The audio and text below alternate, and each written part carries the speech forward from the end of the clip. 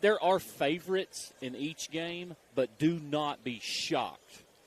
Either one of these four teams can win tonight, and that's what makes this round just super, super fun. It is the Panthers against the Wildcats, and it is a tremendous matchup on paper. These two teams, both extremely long, both extremely athletic, and no shortage of superstars on the floor as Tullahoma enters this game at 27-4 on the season. Stone Memorial at 23-9. The Panthers, the runners-up out of District 7 AAA. The Wildcats, the champions of District 8 AAA.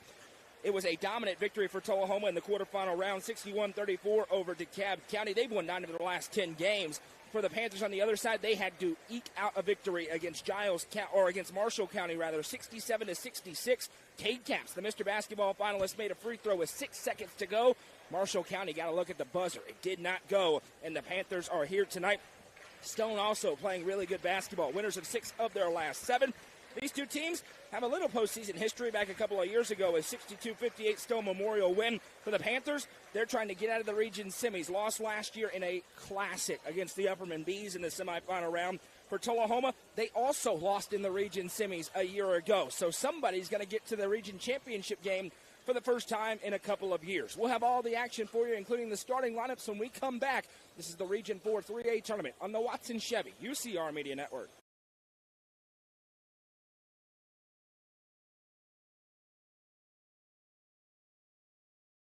Eminence Eagle Auction & Realty is proud to present this 3-bedroom, 1.5-bathroom home in Livingston. In addition to the home, this auction also features a Mazda 2, Ford Taurus, furniture, and much more. Don't miss your opportunity to bid. You can bid on this property at eagleauctions.com or call 931-526-5335 for more information. Bidding on this online-only auction ends on Thursday, February 27th at 10 a.m. Eminence Eagle Auction & Realty is a proud sponsor of this broadcast on the UCR Media Network.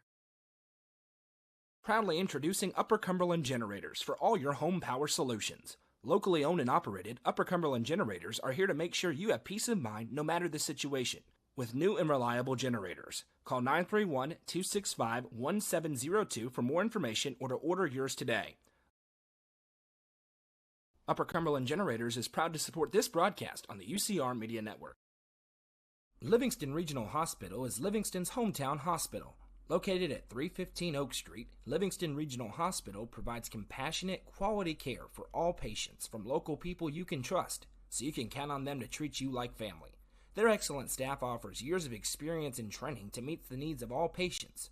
They understand the importance of providing care in a professional and comforting manner. They're proud to partner with Livingston Academy Athletics through the LRH Sports Medicine Team. Livingston Regional Hospital is a proud sponsor of this broadcast on the UCR Media Network. The Real Estate Collective Land and Farm Team represents a dedicated group of individuals possessing a wealth of expertise in land and farm sales. They possess a range of resources at their disposal, all aimed at showcasing the innate qualities of each property. Call 931-559-9500 for more information or see their current listings at letsgorico.com. The Real Estate Collective Land and Farm Team is proud to support student athletes in our area and this broadcast on the UCR Media Network. Welcome back as we're moments away from tip-off in our first semifinal round matchup this evening. The Tullahoma Wildcats taking on the Stone Memorial Panthers. I'm Noah McKay, joined by Jeremy Tollison. The lovely Madison McKay producing things for us this evening. Starting lineups for the Panthers being introduced here at Cookeville High School, neutral site for this tournament. Starting tonight for the Panthers under head coach Neil Capps with a record of 23 victories and 9 losses. They are the 2 seed out of the District 7 AAA tournament. Number 3, Caden Page. Number 12, Jack Cordell, the Mr. Basketball finalist. Number 14, Cade Capps. Number 15, Kane Basenko. And number 23, Briggs Lowe. Their opponents tonight, the Tullahoma Wildcats under head coach Jason Welch with Upper Cumberland roots. The Wildcats with a 27-4 overall record. They are the champions of the District 8 AAA tournament. Number 3, Alex Bobo. Number 11, Connie Johnson. Number 12, Austin Tennant. Number 20, Sam Bobo. And number 33, Xavier Farrell. Farrell, the all-time leading scorer at Tullahoma High School, over 1,400 points in his career. The thing that jumps out to you about Tullahoma, the size, that's led by number 12, Austin Tennant. Not a huge offensive threat, but a big presence on the boards in this game. Stone Memorial will try to solve him. And for Tullahoma, they got to figure out a way to do the unthinkable, which is slow down Cade Capps. Good luck with that. And good luck with Stone by setting a presence in the paint, because at 6'8", 6'9", just pure size and pure wingspan just creates a mismatch. So it just seems like both teams obviously have, the elephant in the room they have to deal with. The Wildcats in the home jerseys, white shirts, white shorts, navy numbers and letters outlined in red trim. Stone Memorial on their road, gray jerseys, gray shorts, black numbers and letters with gold trim down the sides. We've got a very experienced officiating crew here tonight, and they're going to be tasked with officiating a very physical basketball game. One of two tonight. Coming up next, it's the Upperman Bees against the Giles County Bobcats. But first, it's the Panthers and the Wildcats. It's a cat fight tonight. As the lead official throws it up, let's get it on in Cookeville. Tullahoma controls the opening tip, and Johnson will bring it across the timeline. He gets a screen from Tenen, drives and sends back to Farrell. Farrell rises up in the mid-range, can't connect, rebounded by Briggs Lowe. Big game tonight for Briggs Lowe with his size. They need him to come up big in the paint. Cade Caps with the basketball. 3,000 career points. He activates. How will they defend him? Turnaround Jay, good. He's in the building. Cade Caps finishes for two. Yeah, he keeps shooting like that tonight. He's going to have a great night. And Cade Caps in that game against Marshall County just said, forget it, I will not be denied. Jack Cordell picking up Tenen. Tenen turns baseline, throws up the shot, good. There's 6'9". Austin Tenen with a finish against Jack Cordell, who's around 6'3". Tullahoma with a ton of speed at their guard spots. They press a lot. You see it here as Jack Cordell crosses the timeline. Now bounces back to Caps. Right now they're not doubling Cade Caps. He finds Page. Now Basenko to Cordell in rhythm. 4-3. Count it. Jack Cordell. 30 in the district championship game. A big performance against Marshall County. The Clark Range transfer playing great ball for the Panthers. Now here's Bobo. He drives. Swap. 10. Briggs Lowe with the rejection, and a good start for Stone as they lead by 3. It's just that inside defense, inside presence is going to play a critical role for both teams. And Stone doesn't have the height, but my goodness, they got the length. Now Cordell again trying to body up Tenen, who puts it up. No, if they let him play like that, Stone can have success. That's very physical defense, and we play on. Here's Caps. Again, only one Wildcat looking at him as Caps drives on Bobo, turns and spins it back Basenko. He fires out for Jack Cordell.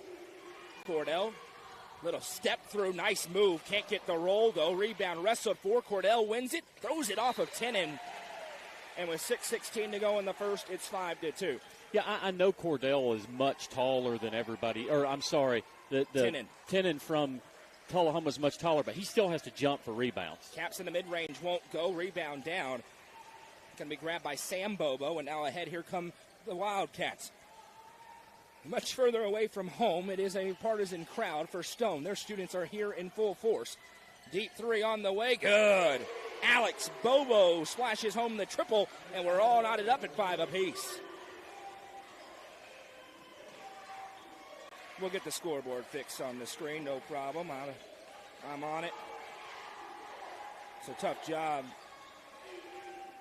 We're good at 5-5 as Caps turns and drives baseline. 5:35 to go in the first. Turnaround Jay. Cade Caps. No.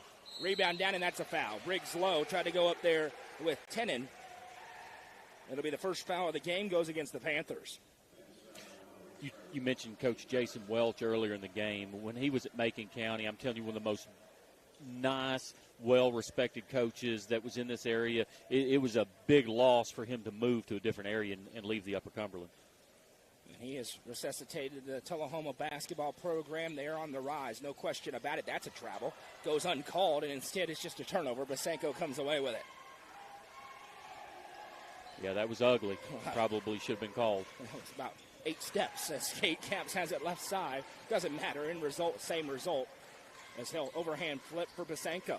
Now Caps off a screen. Help arrives. He finds for Jack Cordell. Very interesting, the strategy for Tullahoma defensively as Cordell loses it out of play, and it goes to Tullahoma. They are not doubling Cade Caps early in this basketball game, Jeremy. Well, and at the end of the day, that's okay, unless Cade Caps proves to you it's not okay. So that's on Cade Caps. If they're not going to double him, he's got to abuse it. 2 Mr. Basketball finalists are in the building. This is the only region tournament in the state where we can say that. Ty Cobb and the Bees taking on the Bobcats of Giles County next. Outside, here's Tenen. Skies over the defense. That one tipped out by Basenko, and it'll stay on this end with the Wildcats.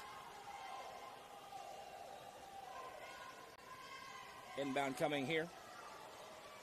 Fired into the corner. Quick trigger three. On the way and good. Nice looking shot there for Xavier Farrell, the all-time leading scorer at Tullahoma High School. Gives them their first lead at 8-5. Now a pass tips. Caps able to come down with it. Cade into the half court. Finds a cutting low. Low blocked away by Tenen, and Tullahoma starting to settle into their game. Ahead here comes Johnson. He's open, going to trigger the three. That's no good. We got a foul away from the basketball. And if this is on Briggs Lowe, it's his second. It is on Briggs Lowe. And that's going to send a couple of subs to the table for Neal Caps. We're going to get Hunter Haney and Spencer Bowman into the game. In for Lowe and Basenko. Yeah, they definitely need Lowe down low. Low with an E. Needs to be down low without an E. Inbound flipped up to Tenen. Now back into the corner for Bobo. This is Alex Bobo. Alex gives to Tenen, down to the low block Farrell, and that's a foul for a push. Definitely. Forearm into the back by Spencer Bowman. Third team foul against the Panthers as we near the midway point here in the first quarter.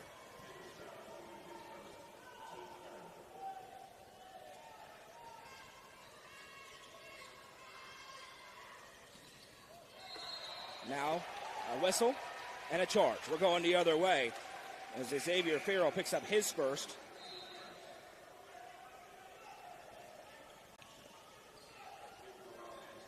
To play in the first quarter. All I was going to say, after the hot start offensively by both teams, we've kind of settled in, and nerves are seem to be rising a little bit. We saw that yesterday in the girls' games. Every team besides Livingston Academy looked nervous till the end when White County finally got a little bit of separation, and then they buried Franklin County. Jack Cordell gets free inside. Left-hand lay is good. Cordell gets the Panthers back within a point.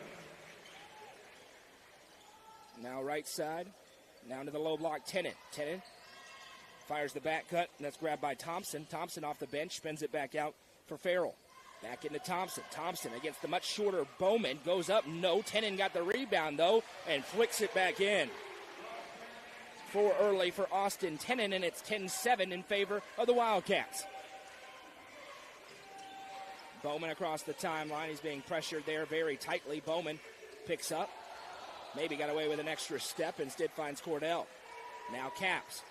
Caps likes the matchup. He activates. Spins up in the air and finishes. Cade Caps, the best pure scorer on 2 legs in this state. Cuts it back to a 1-point game. Now ahead, here comes Johnson. Into Tenen. Tenen. Now back cut again. Thompson, he's inside and finishes.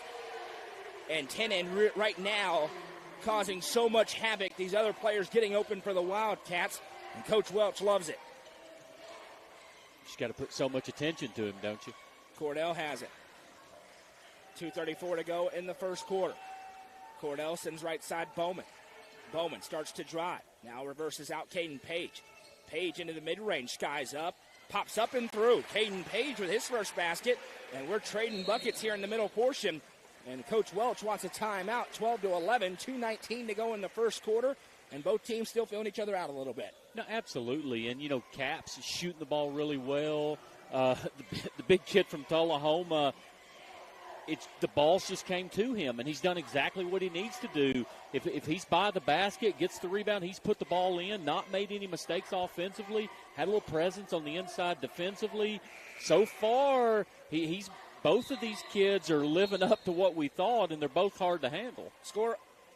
We've got a couple of really exciting games across our network tonight. Cookeville and Laverne in a huge region semifinal. Cookeville just hits a big three to make it a 10-7 lead against Laverne. Laverne swept the regular season series, but it's a new ball game now. And Clay County takes on Joe Burns as well. That's also on NFHS Network and on our Facebook page. Meanwhile, here it's 12-11, Tullahoma with the lead over Stone. And it's Wildcats basketball as we're back to it after the timeout by head coach Jason Welch. Pass right side, in rhythm for 3. Good, nothing but nylon for Connie Johnson. They shoot the 3 ball really well. Yeah, this is a Tullahoma team. Very well balanced. They're top 10 in the state for a reason. They've got state championship aspirations. Cade Caps with it. Caps backing down to the defender. Again, a mid-range jumper, and again he hits. Cade Caps with 6 in the first quarter. Back to a 2-point game. Johnson in the half court. He sends over for Price to Johnson. Just hit one from there. Now he's hit two from there. And none of them even sniffed the rim. Now Neil Capps wants a timeout. He sends Basenko and Hennessy to the table. Tullahoma out in front by 5. With the outside shooting like that and the inside presence, Tullahoma, I don't care if it's tonight, if they make it past tonight, Thursday night, sub-state, they are going to be hard to handle for anybody if they shoot the ball like that. Yeah, they're shooting an incredibly high percentage here in this first quarter. They lead by 5. Stone on the other side shooting pretty well from the field as well. Still a long way to go in this one. Promises to be a great one. Good crowd tuning in. We welcome you in. Wherever you are, let us know in the comments around the state and beyond. Great contingent of Stone students down and to our left. They're known for their hospitality to opposing teams. A little give and go for Basenko. He's looking, able to find Bowman. Bowman drives, spins it back Basenko.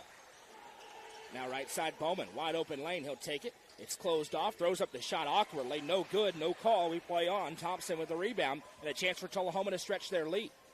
Pass fired ahead. Tullahoma's been a little bit up and down. It's been weird. Lawrence County was their bugaboo for a long time. They lost the first meeting, then they swept their last 2. Giles County got them once, then they blew out Giles County in the district championship game, They blew them out in that championship game. And for Tullahoma, they've been hovering around the 62-point mark for the last 6 games. 63, 59, 62, 62, and 63. So apparently that's the magic number for the Wildcats. They're on pace to get past that here tonight as there's an errant pass, and it's stolen away by Cade Capps. Capps, 2 defenders on him, puts him in a spin cycle. Cade freaking Capps off the glass for 2. Nothing you can do about that. That is disgusting by the senior. Back to a 3-point game. He's been doing that since he came out of the crib. That was a nasty spin dirty move. My goodness. And now Tullahoma going to take the air of the basketball here with 17 seconds to go in the quarter. Oh, my Lanta, that was insane. That is not an easy play to make, to spin like that and keep control and then finish in traffic. That was a double team. That's the time they double team. He spun away from it. Now off a dribble, 3 ball for Price, and he hits it at the buzzer. Unbelievable. Lucas Price hits another triple for Tullahoma. They lead by 6, and we got a good one here in the Region 4 3A tournament on the Watson Chevy UCR Media Network.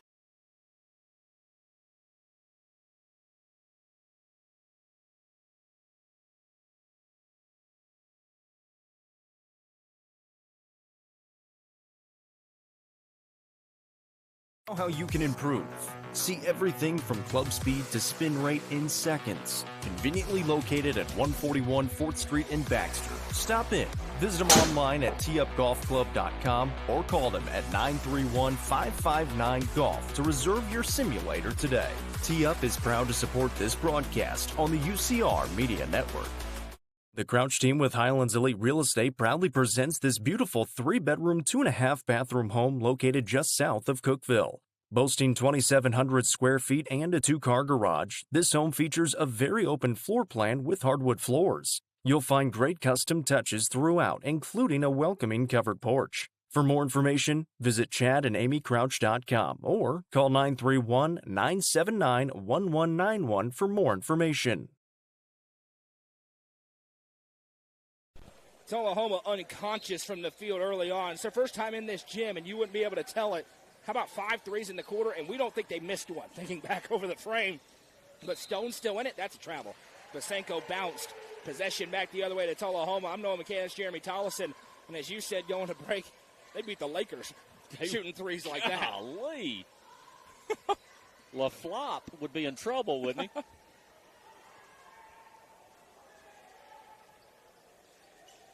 We'll have some score updates here. Cookeville leads Laverne after 1, 10-7 in that Region 4 4A semifinal. Pass back for Farrell.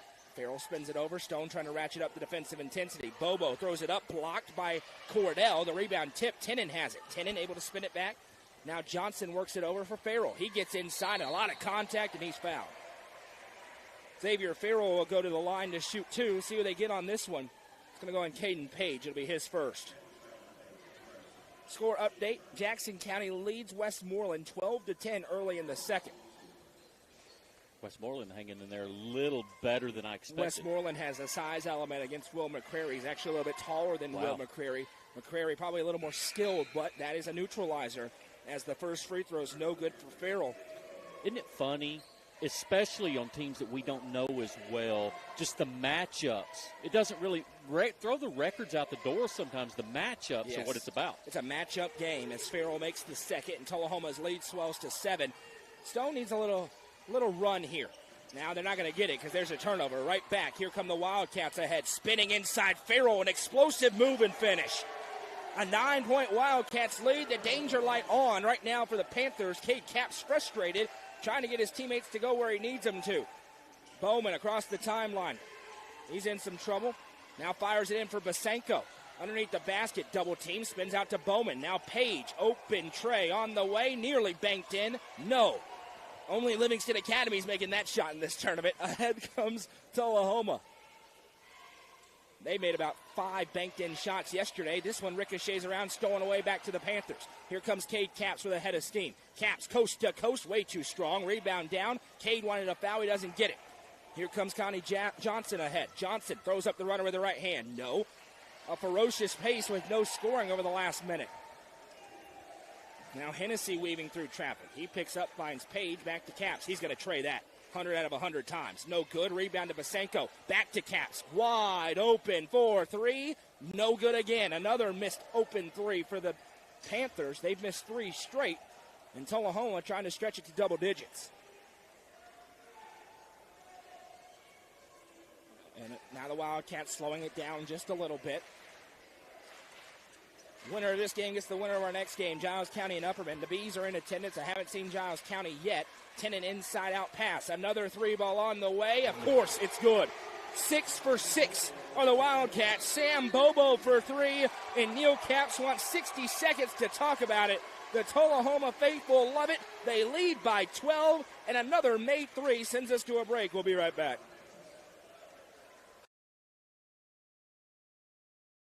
Watson Chevrolet is proud to present the area's best selection of new and pre-owned cars, trucks, and SUVs. Watson Chevy's staff of experts are ready to get you into your next vehicle with unmatched service and knowledge. Stop in at 2350 Cookeville Highway and test drive the all-new Chevy Trax or Silverado today. And remember, don't buy till you see Jason Fye. Watson Chevy is proud to be the presenting sponsor of the UCR Media Network. An incredible shooting performance by the Tullahoma Wildcats to start this game. Now 6 for 6 from three-point land, and that gives them a 27-15 lead. Jeremy, we were talking in the break. Stone's not playing poorly right now. They've missed a few open looks the last couple times down, but the way Tullahoma's shooting it, nobody's beating them if they continue to do this. No, absolutely. I mean, Stone's hustling. Stone is cutting. They're good pass, and they've put the ball in the basket except for the last couple of possessions, but Tullahoma's unconscious right now, and 18 points from three-point land, and it's unbelievable. Tomorrow's championship Wednesday for the girls will be in this gym. White County and Livingston set to face off. Are there any storylines there? We'll also have coverage of Cookeville taking on Lebanon in their region championship. 3-ball for Stone. Good. A good answer for the Panthers as Jake Hennessy splashes home the tray. We'll also have coverage of the single A championship game, the exact matchup everybody expected to have. Clark Range taking on Clay County. Pass right side now into the low block, and we'll have a foul. And I think this may go on Briggs Lowe. He's battling with Tennant. He's being very physical. It is not on him, though. It's on Hunter Haney instead.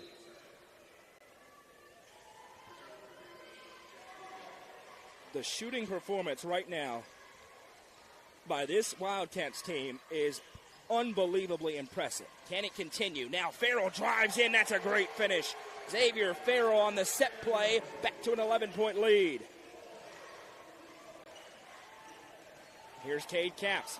Defense pressuring and a foul for a hand check. There's an extended arm on him from Johnson. It's just the second foul of the game called on Tullahoma. Mentioned a very experienced crew. They're letting them go for the most part, but that one disrupted Capps' momentum. Lowe puts it on the deck, drives and kicks to Page. Caps wants it, and he has it. Thought about it. Johnson steps to him. Now Cordell, right side low. He'll trigger the three, and he hits Briggs low with a big triple. And now Stone's offense coming back to life. They're back within 8. Tennant in the low block. He spins it out for Farrell. Now back out to Johnson. Johnson, one of the many Wildcats that's hit a 3 so far. Tennant boxing up in the low block with Haney. Puts it on the deck, turns inside, great move, and Tennant off the glass, up to 6 points in the first half. And if he's able to post up like that, Stone does not have an antidote for it. Cordell to Caps, working on Johnson. Caps, turnaround jumper for Cade. He's hit on the arm, and it popped out no good. He'll go to the line to shoot 2 here with 4:08 to go in the second. They're going to get Johnson. That's his second, team second. Yeah, and that's what Caps needs to do, just keep shooting. And again, he's not afraid to do that, obviously, Mr. 3000 here. But he's just got to keep shooting. Good things happen. Put the ball in the basket. It's kind of this feels very similar to how Upperman girls were last night is, Tullahoma's come out strong. Try to get this thing within 5 points or 4 points before the half and get in here and regroup and figure it out. Caps with the yips at the free throw line. Really, this year, 0 for 2 and a break for Tullahoma. 31-21 as that one's kicked out by Lowe. It'll stay on this end with the Wildcats, and that's what Stone can't have. They got to be able to cash in on their freebies. Score update 21-19. Cookeville leads Laverne late in the second quarter as the Cavs try to win their second region semifinal ever. Last year was the first. Wow. Now Tennant back and forth. Not really a three-point shooter. Now Basenko absolutely going to war with Tennant in the low block, and it's a hold, no doubt. Wrapped him around. It'll be his first, team second. It's just so hard to defend someone 6'9". And it's the team's third. We know I can't do math, even if it's counting to 3. Inside again, the positioning for Tullahoma. Way too strong. Jaden Thompson with the finish, and Basenko down and injured. Didn't see what happened there. I don't know if we have a trainer in the building. Basenko is on his back, and he's in some pain. And Neil Cap saying he got hit with an elbow. Nobody saw it. But he's back up to his feet. His teammates help him up. I didn't see it. I didn't see it either, but I'll tell you, it's when there's a made basket and you start to go in transition, it is just so difficult as everyone starts moving toward the other end of the court, and you got 2 officials going to the other end. It's just so hard to see weird things like that in transition. And bad stuff sometimes happens in those moments. Back to tying their largest lead of the half. Tullahoma stretched it back to 12. Cordell surveys, resets the clock. Now Page with it. Page spins it out for Lowe. Lowe into the mid-range. Bounces it across to Haney. Haney finds Cordell. It's loose on the floor. A tie-up. Cordell still has it. We've got a whistle and a jump. The arrow belongs to Tullahoma. And they're threatening to really take control of the basketball game here with 3:18 to go in the second. Yeah, we talked about, Stone just trying to get a manageable, cut this lead in half, but right now Tullahoma, they've got other plans. Coming off a blowout victory over to Cobb County, 61-34 in the quarterfinal round. Tullahoma picking up where they left off, out in front by 12 as we near 3 to play here in the first half. Pass right side. Now into the low block. Thompson. Fade away. Good. They can't miss. Jaden Thompson with the finish. That is a tough look for the big man, and he's able to fall through. Now a pass just right to the Wildcat, Sam Bobo, who slams it home. I mean, that was an assist. Just threw it to him. Tullahoma up by 16, and Stone is in grave trouble. Here's Caps from the free throw line. He hits. Cade Caps trying to get the rally killer, and it's 37-23. Now on the other end, Bobo sends right side. Tennant inside with the finish. All Wildcats here in Cookeville. They're out in front again by 16 points. Cordell ahead. Stone all out of sorts. Cade Caps trying to calm him down. He has the basketball. Basenko to the table after getting a little binged up. Caps from downtown. Can't connect. Rebounded down to Page. Back to Cade.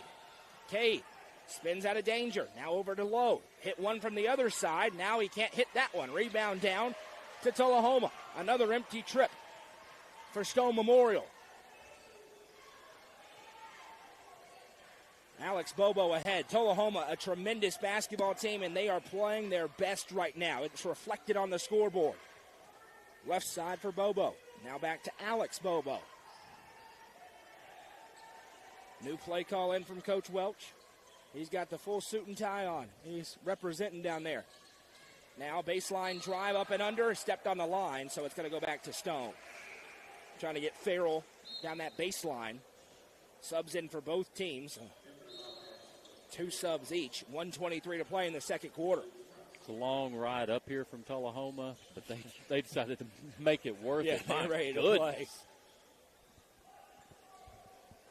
The champions out of District 8 AAA for a reason. They are flexing their muscles here in this second quarter. Led by 6 at the end of the first. They've outscored Stone by 10 in this frame alone. Page to Caps. He says go. And he's just going to trigger the 3. Can't connect. Another missed look for Stone Memorial. And ahead here comes Farrell. He slams the brakes. Swings it right side to Price, who checks the clock. 57 seconds. I think Coach Welch content to maybe hold here. We'll see. Sam Bobo has it. Now Price, the movement away from the ball. So good right now for this Wildcat squad. Fun to watch. Thompson into the low block. Turnaround shot. Good, no good, but a foul is called rather. Hennessy going to pick up his first, and a trip to the line for 2 more here for Xavier Farrell. Everything just going right for Tullahoma tonight. You know, and again, this game to me kind of feels like the Livingston Upperman game last night. And Tullahoma is just coming here and taking this first half. First free throw is good for Farrell. Just the 3rd attempt of the game at the line for Tullahoma, all from Farrell. He's now 2 for 3, and they get 3 for 4. The lead continues to balloon. Tullahoma trying to cruise into the region championship game. Now Hennessy drives and kicks to Lowe. His 3's on the way. No good. Another miss. Stone can't buy a bucket on the other end. That's a helpless feeling if you're a Panthers fan right now. 41-23. Price trying to work on Page. Now a backdoor cut for Farrell. Farrell turns, throws up the shot, and hits. Another tough look and another make for Xavier Farrell. They lead by 20. What a quarter for Tullahoma. What a half. Caps inside, turnaround, and finishes. He's got 12. Now a full court shot. Why not? Oh, I thought that was in. It was off to the left, but I thought it was bottom.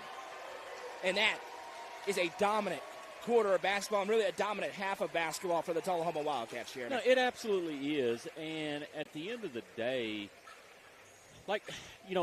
I don't think that Stone played as well in the second quarter as they did the first quarter, okay? But Tullahoma is just lights out right now. And there's just not much you can do right now with a team that is just unconsciously shooting the ball like this. They haven't missed a 3, and they barely missed a 2 so far in this game. Shooting, I mean, it's got to be over 80%. I was going to say 75%. In that first half, without question. When we come back, we'll have the third quarter, and much more to come as Tullahoma rolling. They lead by 18 over Stone Memorial. Coverage of the Region 4 3A tournament is on the Watson Chevy UCR Media Network. The Quality Family, a local company supporting and caring for our local communities. The Quality Family offers services to get you back to the game. From bracing to oxygen and everything in between, we can meet your medical equipment needs with Buckeye Home Medical Equipment. If you have an in-home need for strength and conditioning, for example after a surgery or injury, Quality Home Health is available to provide individualized care while you are on the mend. For those with end-of-life diseases, Quality Hospice is available to provide nurturing care during those difficult times. Choose the Quality family of services for care within your community. Visit thequalityfamily.com to navigate all we have to offer you. Nelson Trophy and Screen Printing is proud to support student athletes and athletic departments throughout the Upper Cumberland. They're also proud to sponsor the Nelson Trophy and Screen Printing Player of the Game on this broadcast. From trophies to t-shirts, they can do it all. Stop by and see them at 120 Circle Drive in Allgood or give them a call at 931-537-9559. Nelson Trophy and Screen Printing is proud to sponsor this broadcast on the UCR Media Network. Iron Vine in Cookeville is the Upper Cumberland's home for delicious Chicago-style pizza, beef, chicken, fish, and more. Located in Cookeville's historic downtown district, Iron Vine's food and atmosphere will keep you coming back for more. Take in stunning views with the UCR team on Tuesday nights at 7, live for the UCR Coaches Show from the rooftop. Fire and Vine is a proud sponsor of this broadcast on the UCR Media Network. Loading the kids in the car, brokering peace in the back seat, mastering the snack handoff without even looking. Why are simple things sometimes so complicated? Thankfully, with auto owners, insurance doesn't have to be one of them. We work with independent agents who keep insurance simple, so you can worry about more important things, like figuring out what's growing in that cup holder. That's simple human sense. Visit swallowsinsurance.com or call us today, 931-526-4025. Protecting your future. It's what we do.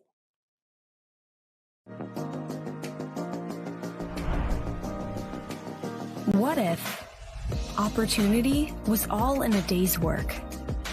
We find new ways to make vacation dreams a reality. And that inspires me to do my best work every single day. What if you can make a real impact in people's lives with a team that cares? What I do matters, not just for guests, but for my team. We rely on each other each and every day. What if your work inspired fun and moved people? We put the world on vacation. Our job is to make people happy. Inspiring travelers around the world to live their best lives never stops being fulfilling. At Travel and Leisure, what if can be what is. Stop wondering. Join the travel movement and start a career where memories start with you.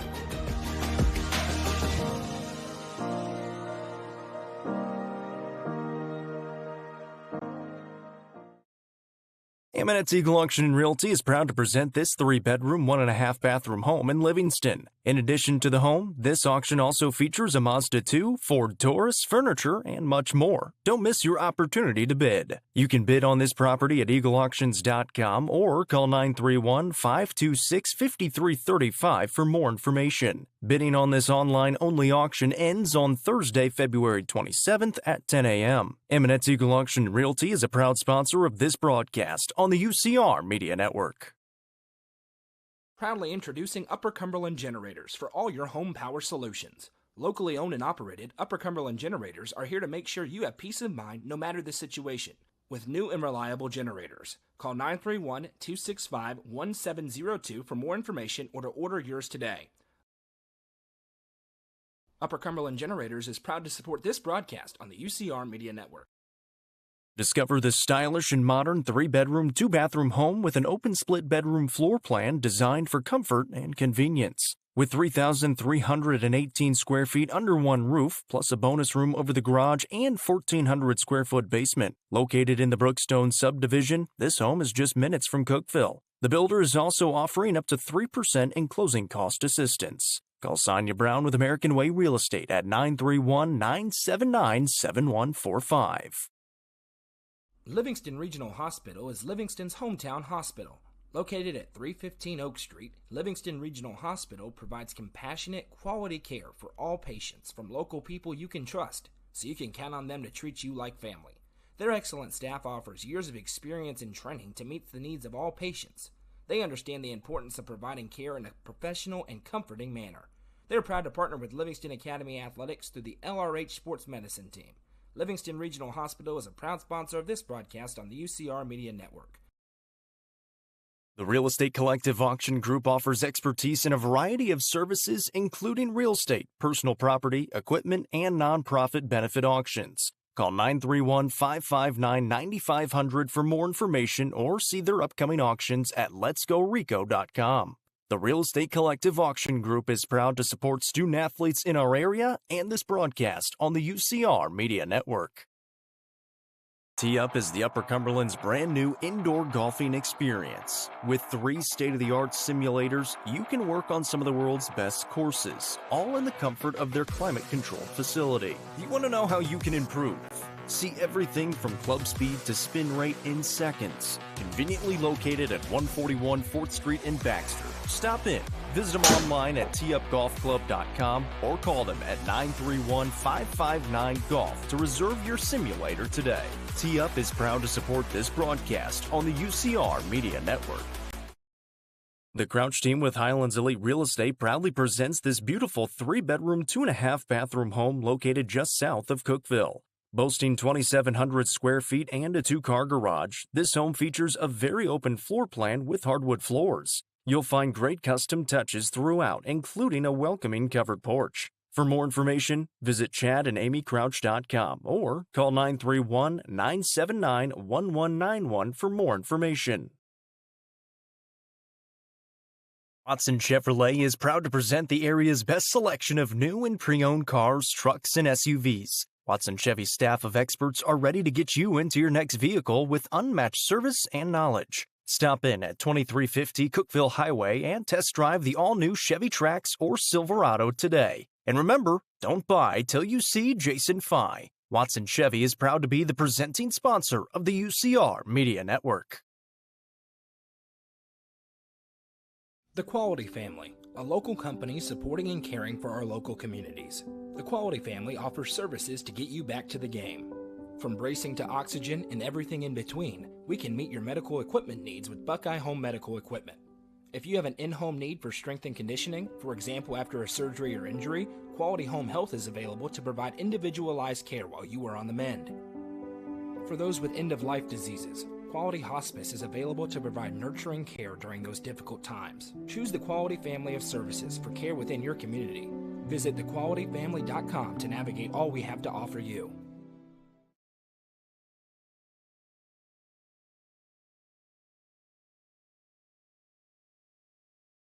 Welcome back. It's time for an abbreviated Happy Hiller halftime show. Visit happyhiller.com to see how our friends at Hiller can help solve your plumbing, heating, cooling, electrical problems today. That's happyhiller.com. At the break, all Wildcats. They lead Stone Memorial 43-25. And Jeremy, it's as simple as this. Stone's playing okay. Tullahoma's playing outstanding. The Panthers didn't have that margin for error tonight. Yeah, absolutely. And the thing about it is, you know, both of us came in the game feeling like Tullahoma was a slight favorite, okay? But Stone could very easily win the game if they play well. And they've played okay. Tullahoma, on the other hand, I don't even know what's in the water down there because the shooting performance they're putting on right now, we joke about it, about the Lakers, but there's no team in the classification that could beat them if they shoot the ball like this.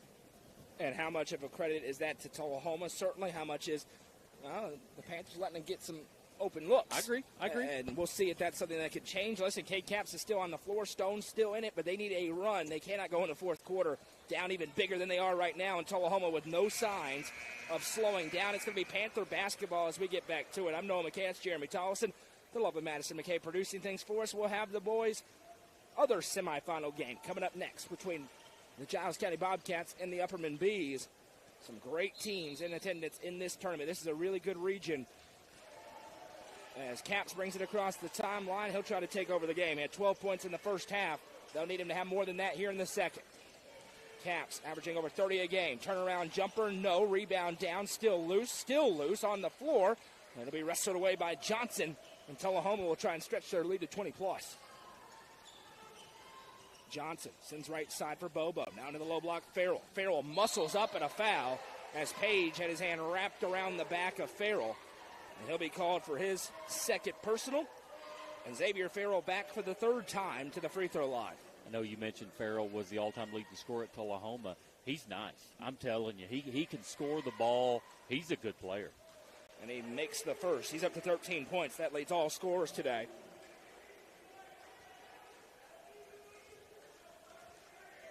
Next one for Farrell. No good. Pops out. 19-point game as Caps has the rebound, and Caden Page will run the point. And you and I have talked about this, but get at the end of the third quarter and get this thing to single digits and give yourself a chance. Basenko has it. Looking back door. Instead, Caps has to retreat. Spins it to Page. He's open. Three. No. Rebound down Basenko. Basenko on the deck, back to Lowe. Briggs Lowe going to dribble in. He loses handle on it, but it goes to Basenko in the corner. Basenko has 6'9" Tenen looking at him. Finds Caps. Caps going to muscle inside. An aggressive jump stop. No. Another offensive rebound. Lowe's fadeaway off balance. Won't go. And another chance for Tullahoma to stretch their lead. Stone was going pretty much basket for basket in the first quarter despite the threes. Since then, they've gone real cold from the field. Had 15 in the first quarter, just 10 cents.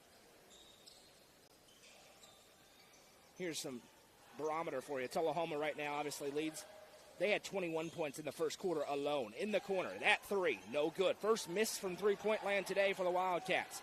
Here's Jack Cordell to the half court. He spins on Farrell. Turn around with the left hand. Nope, popped out. Rebound down. Cordell able to save it in. Another offensive board for the Panthers. They're getting after it on the boards. As Caps finds Basenko. He triggers the three. Can't connect. Rebound down and a foul, and this is a big one. The third on Briggs Lowe. It's the second team foul against the Panthers, who still have not scored in this quarter. We're nearly 2 minutes in. Trying to avoid their season ending in the same spot it ended last year. That's what both these teams are doing tonight. As Tenen has a pass tipped by Basenko and stolen away by Page. A chance for the Panthers ahead. Here comes Cade. Cade has it swiped by Farrell. He gets it back. Now a foul. Yeah, Farrell getting aggressive, but that time too aggressive. It'll be his second. Quick scoreboard update. Jackson County up on Westmoreland 18-16 to start the third quarter. Jackson County undefeated against in-state competition, but the schedule has not been there. Strength of schedule for the Blue Devils, so it's going to get tough. Caps, that's a moving screen. He hit the three, but Basenko moved on the screen. That'll be his second, no question about that one, and it goes back the other way. Yeah, and you know, Stone may not like that. Both officials have that call. Definitely a moving screen.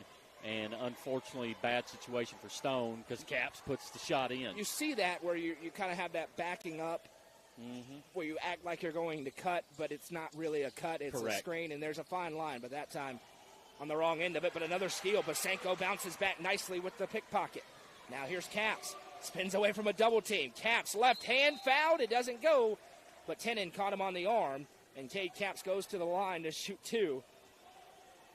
That's going to be the first on Austin Tenen. Cade Caps is 0 for 2 at the line, and they need those yips to disappear right now if you're Stone Memorial. You got to have the freebies. Hope you're staying safe tonight. It is windy, I've been told. It was revving up when we got here as Caps connects on the first. Back to an 18-point game. Tullahoma's offense has slowed down significantly here, but they have a huge cushion. Only scored 1 point in the quarter so far. As Caps connects on the second, it's a 17-point game. Now Farrell wasting no time. Farrell's inside. Now a little jump and good. Farrell gets the two immediately back. He's having a great performance tonight. 15 in the game. Caps works off of Basenko's screen. Now turns baseline, knocked out of his hands. He got it back. Shot up and good for Cade Caps. He stays with it and gets the lay. Coach Welch is taking the jacket off. He wanted to travel, but it's not a travel when it gets blocked. Now Basenko on the floor. Going to be called for the foul. It's his third. Working it in to Tenen, who has about maybe 4 or 5 inches inside there on Basenko in height. And this is what you're going to see. Trevor Sinnard hasn't played in every game, but he's a big old boy, and he's trying to body up the big man, Tenen, inside. Inbound goes to Farrell. Farrell. Man, his drive game is so good. Left-hand lay won't go. Rebounded by Lowe. And a chance for the Panthers within 17. Here comes Cordell. Feels like a Panthers 3 could change the tenor of the game a little bit. A lot of contact, no call. Page off the dribble. No. Rebound tipped. Cade Caps runs it down. Bodies everywhere. It's getting physical. Cade, step back 3, contorts and gets the call. And Cade Caps is going to shoot 3. That's an into the landing area call on Sam Bobo, his first. Yeah, that call's on the defender.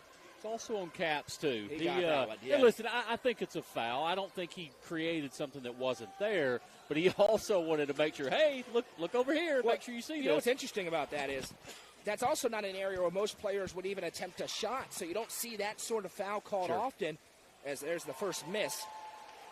But, usually that's a pass or dribble situation. Cade's going to rise up and shoot, and all of a sudden you're in his landing area where you don't anticipate being in a landing area. But, yes, he went down a little bit easily.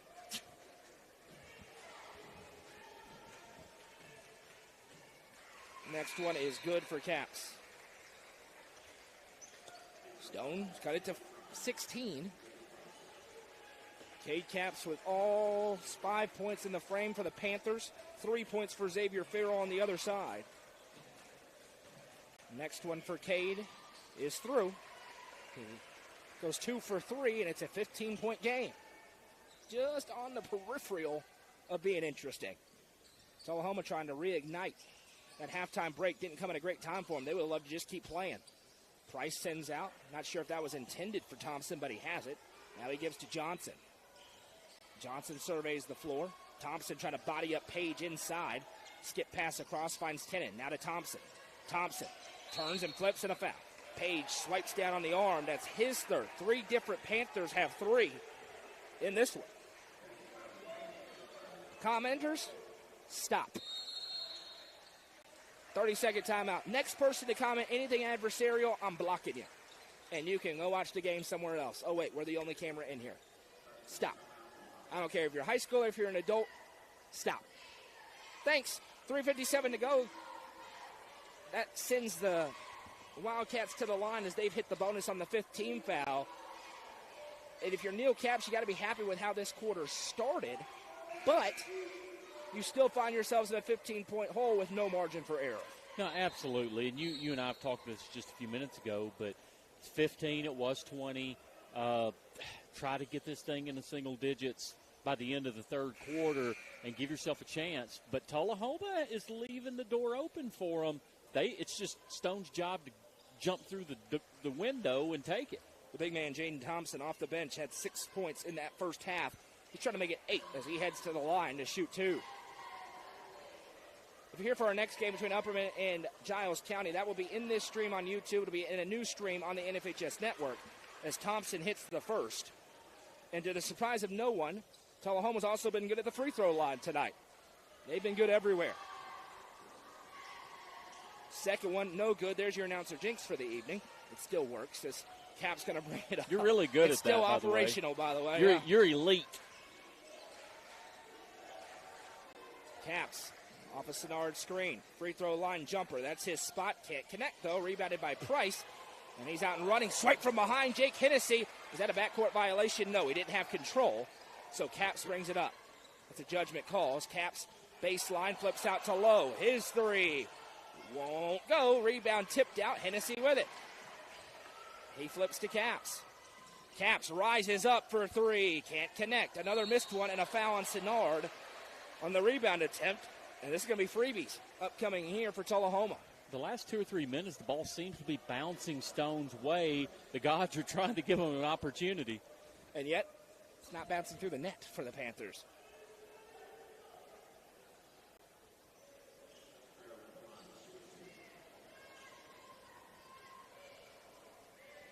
This is the same Coach Welch that was at Macon County.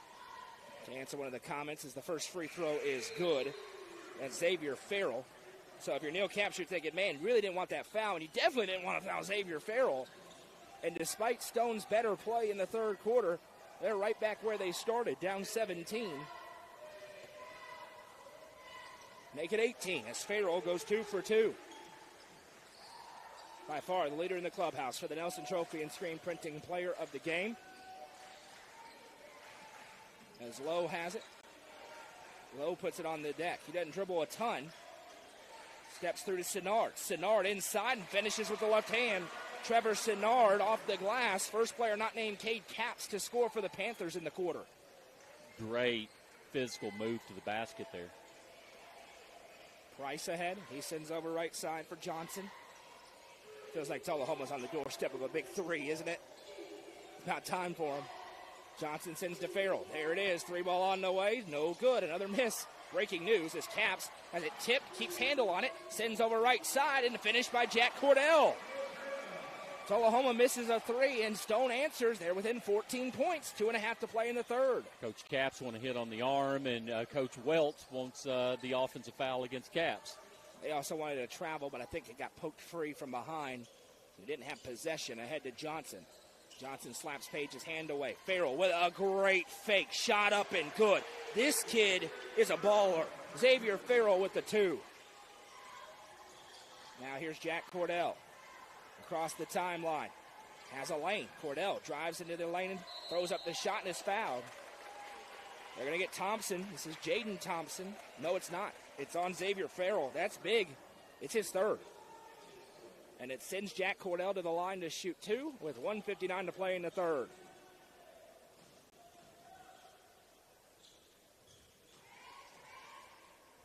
Jack Cordell transferred in from Clark Range before the school year.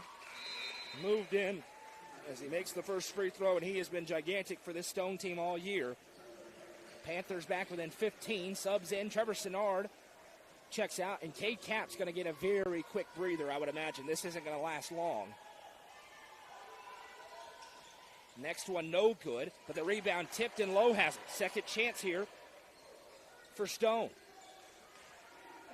And it's Jack Cordell's show with Cade Capps on the bench. Cordell working on Price. Spins inside. Left hand good. Jack Cordell. And the Capps is coming to the table. Just like that. And the Panthers are within 13. Don't tune out just yet. Basenko and Tenen inside.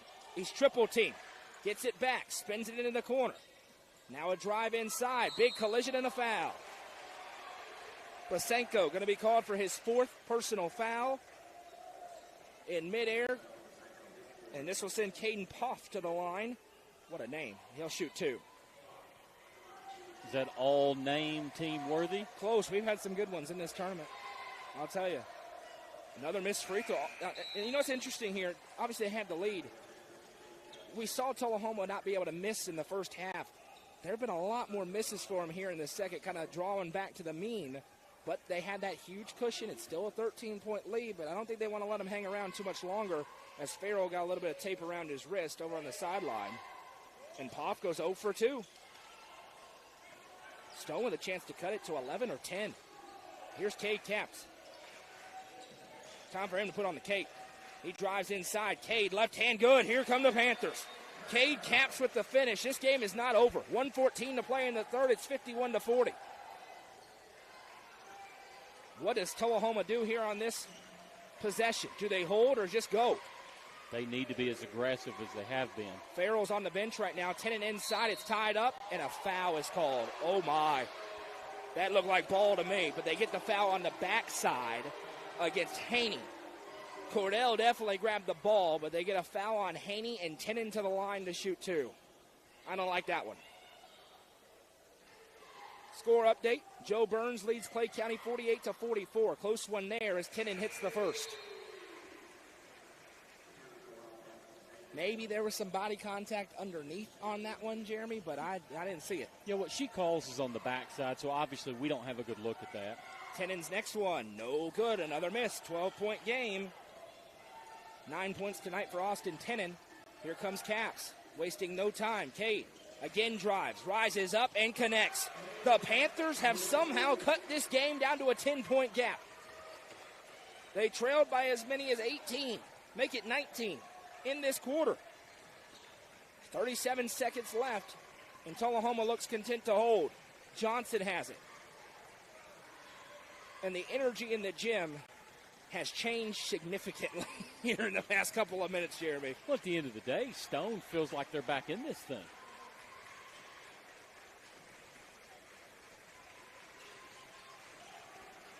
Left side, Farrell. He drives the lane. Farrell, Cordell goes down, and a charge is called, and that is the fourth on Xavier Farrell. And the Oscars were on Saturday. Give Jack Cordell one on that one. It goes the other way. That's a gigantic call. The leading scorer in Tullahoma history has 4 personals, and it's 10 seconds left for Cade Capps. And the Tullahoma faithful did not like that one. Capps, skies up, can't connect. Long rebound, though. Page has it, chucks it up, no good. And we've got a ball game as we head to the fourth. 52-42. This is the Region 4 3A tournament on the Watson Chevy UCR Media Network.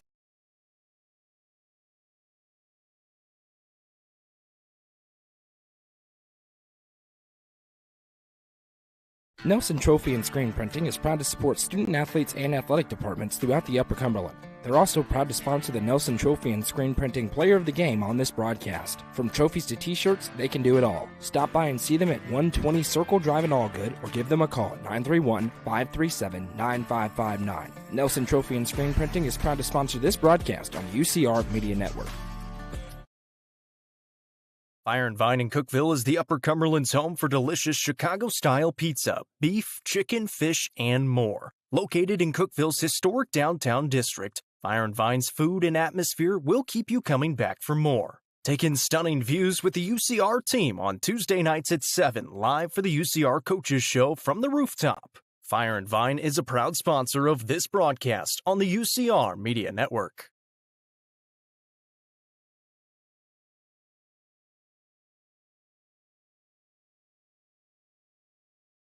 Welcome back. The Panthers have cut the deficit from 19 to 10. Xavier Farrell has 4 fouls, and he's in the game right now for Tullahoma. I'm Noah McKay. It's Jeremy Tollison. Tullahoma was cruising to the win, and then all of a sudden, Stone and Cade Camp started getting running. And they are back in the basketball game, but Tullahoma still has the double-digit lead. And every possession, they have the chance to stretch it a little bit. Now right side, Bobo flips into Tennant. Tennant, turnaround shot, can't connect. Over the back, yeah. He got called for it. It'll be his second, team's first. I was waiting on the call. We've got a scoreboard update. Quick scoreboard update. Cookeville up. We've had a bunch jump in. 38-36 into the third quarter. Cade Camps bringing it up. He drives in, loses handle on it. He wants a foul, doesn't get it. Now Cordell steals it right back. Panthers basketball. Behind the back, dribble and a foul. Johnson picks up his third, and I'll tell you, the Stone faithful, who did not have much to cheer about early, they're back in the game, and they are a rabid fan base. Coming up next, Giles County taking on Upperman. This game is becoming interesting after looking like a blowout. Caps drives in, throws up the shot, and one! Cade Caps with the finish. The Panthers are within 8, and he's going to the line to try to complete a three-point play. They get Austin Tennant for his third. Foul trouble for Tullahoma, and Caps can cut it to 7. Jackson County up 30-24 early in the fourth, and Clay County is up 53-47. They turned it around. They trailed early as Caps finishes. 25 for Cade Caps. And Stone Memorial's cut a 19-point game down to 7 with 7:07 to play to try and save their season. Caps egging on his teammates. Holy smokes, this game changed in a hurry. Tullahoma now trying to hang on and advance. Farrell drives the lane, sends to Tennant. Now that one tipped by Cordell as he looked to Farrell. Back out Bobo. He steps back. Now into the low block for Farrell. Farrell spins it back to Johnson, and they'll kill the clock. 6:45 to go. He is not as aggressive knowing he's got 4 fouls. If he picks up the 5th, changes everything. Tullahoma shot over 80% by our count in the first half. Shot much lower than that here in the second. They don't need to be stalling. They need to be scoring. They had 43 points at halftime. Just 9 points since then. Pass right side for Thompson. He kicks to Tennant. Now Stone trying to get some turnovers. Cap stretching out to defend. Thompson bounces right side Bobo. He triggers the 3 and can't connect. Long rebound though. Punch into the air. Cade Caps has it. Caps spinning through danger. Ahead to Cordell. Cordell up and under. Good. Jack Cordell. Here comes Stone. They're within 5. Timeout called by Coach Welch. The crowd whips into a frenzy. We got a brand new ball game in Cookeville, and we'll be back in 30 seconds.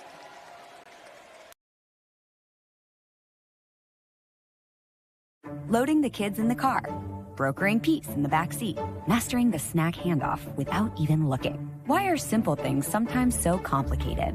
Thankfully, with auto owners, insurance doesn't have to be one of them. We work with independent agents who keep insurance simple, so you can worry about more important things, like figuring out what's growing in that cup holder. That's simple human sense. Visit swallowsinsurance.com or call us today, 931-526-4025. Protecting your future. It's what we do.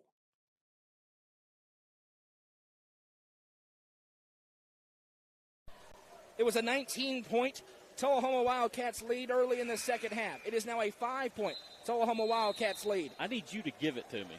Get your popcorn ready. 5:55 to play, a 5-point game, Wildcats basketball, and we got a brand new contest here today.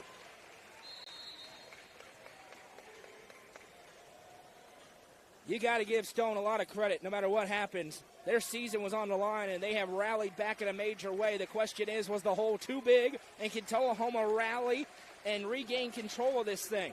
Bobo sends left side to Thompson. Everybody for Stone chanting defense on the sideline and in the student section. Thompson off a screen, rises up for two, can't get it. Caps with the rebound. A chance for Caps to cut it to a possession. He's calling out the play call. The senior, 3,000-plus point scorer, works off a screen. Cade into the mid-range. Fade away. Count it. Cade Caps again. 27 for the Mr. Basketball finalist. The Tullahoma bench, the coaches look deflated. They have got to change. The Panthers are within 3 points of the Wildcats. Bobo off a screen. Kicks to Thompson. Now left side for Johnson. Into the low block, Thompson. On low. Turns inside in the foul. Jaden Thompson going to go to the line to shoot two and try and calm things down here as they're going to get Trevor Sinnard for his second. If you haven't already, hit the thumbs up button on the stream. Huge crowd tuning in on the NFHS Network and on YouTube tonight. We welcome you in as Jaden Thompson going to shoot a couple. Sets, fires, and connects. Tullahoma's been really good at the charity stripe in this game. You know, you look back, Stone has missed several free throws, and we're a 4-point lead right now. Next one for Thompson rattles home. Does that settle the ship down a little bit here for Tullahoma? They're within 5 points at 54-49. Timeout called by Neil Caps. He wants 30 seconds to talk about things here, Jeremy. And now it feels like you got to forget everything that happened. It's a 5-point game. Stone's on a little bit of a hole. They're trying to come back out of it. I'm sure that's what Tullahoma's trying to say at least. For Stone, they hit another shot. Crowd whips back into a frenzy. No, absolutely. And like I said, the last possession, Tullahoma's bench is, they are acting like they're down 10, okay, and act like there's 30 seconds to go. They have got to be aggressive scoring like they have been the whole game and not sit here and almost like play prevent defense, because what does that do? Prevent you from winning. Score updates: Jackson County leads Westmoreland 34-27, middle fourth. Clay County leads Joe Burns 58-53, 3 minutes to go. Out of the timeout, it's Panthers basketball, under 5 to play. They trail by 5. Winner advances to sub-state in the region championship game as it's swiped away. Thompson got it right away from Page. Now in a foot race, he slams it home with a two-hand jam. Connie Johnson with an emphatic jam. Back to a 7-point lead. He just straight up swiped it away from the Stone point guard. And if you're Tullahoma, that's the excitement you're looking for. Now Caps gets a Cordell screen. Cade turns into the defender. Turnaround jumper, good. Cade Caps is out of this world. Another 2 for him, and it erases the dunk. Back to a 5-point game. Alex Bobo with it. Sends over to Thompson. Now Tenen. Tullahoma tried to kill the clock early in the quarter. It backfired. Will they do it now? They won't. It's tipped and stolen away. Cordell with the tip. Low with the steal. Here comes Cade Caps. Mr. 3000 with a 6-spin again. Mid-range J. Good. He's simply the best player on the floor. It is a 3-point Stone lead. Tullahoma lead, and Jason Welch wants another timeout to talk about things with 3:48 to go in regulation. I cannot believe that 2 quarters ago, I'm just at a loss of words with how great Tullahoma is playing. and there's nothing Stone could have done about it. Flip the script, the last quarter and a half, Stone is playing out of their mind, and there's nothing Tullahoma can do about it. This is crazy. How about this right now? Cade Capps, 9 in the quarter, 31 in the contest. He has come down the floor the last 2 possessions and hit contested jumpers, and Stone is within a score again. They put that steal and score by Johnson immediately in the rearview mirror, and now Tullahoma, how do you play this? They tried to stall and it didn't work. They tried to go in quick and it didn't work. They just need a bucket. At this point, forget about the deficit. You just need a bucket to continue to stay ahead in this ball game. I just think that you go back to what you did in the first 2 or 3 minutes of the game and run your offense. Feed the ball down low and try to get in the paint and score. But you've got to work the ball around. But don't get so desperate that you're throwing up bad shots. Work your offense the way that you scripted it from the beginning. For Tullahoma, a 43-point first half. They have 13 points in the second half. They have the basketball here with 3:40 to play. Connie Johnson with it. Caden Page, all Upper Cumberland defensive team, stretches to him. Now Tennant back to Johnson. Sure looks like they're going to kill the clock a little bit. This is very well the possession of the game. Johnson starts to drive. Now he'll hand off to Thompson. Thompson fires to Tennant. Now to Johnson. They're killing the clock. 3:23 to go. Trying to lull them into a false sense of security, and then they'll try to strike. Capps trying to anticipate the pass as it gives over to Bobo. Alex Bobo now going to drive and kick to Farrell. Farrell into the corner. Thompson back to Farrell. Nearing 3 minutes to play. This is a mistake. I agree with you. Tennant has it. It's got to be perfect. Here comes the pressure. Bobo poked from behind by Capps. Right to Jack Cordell in transition. Cordell loses it. Was it blocked? They'll say it'll go to Tullahoma. No foul is called. The Wildcats survive that possession, killing the clock. I don't know, man. It almost backfired majorly.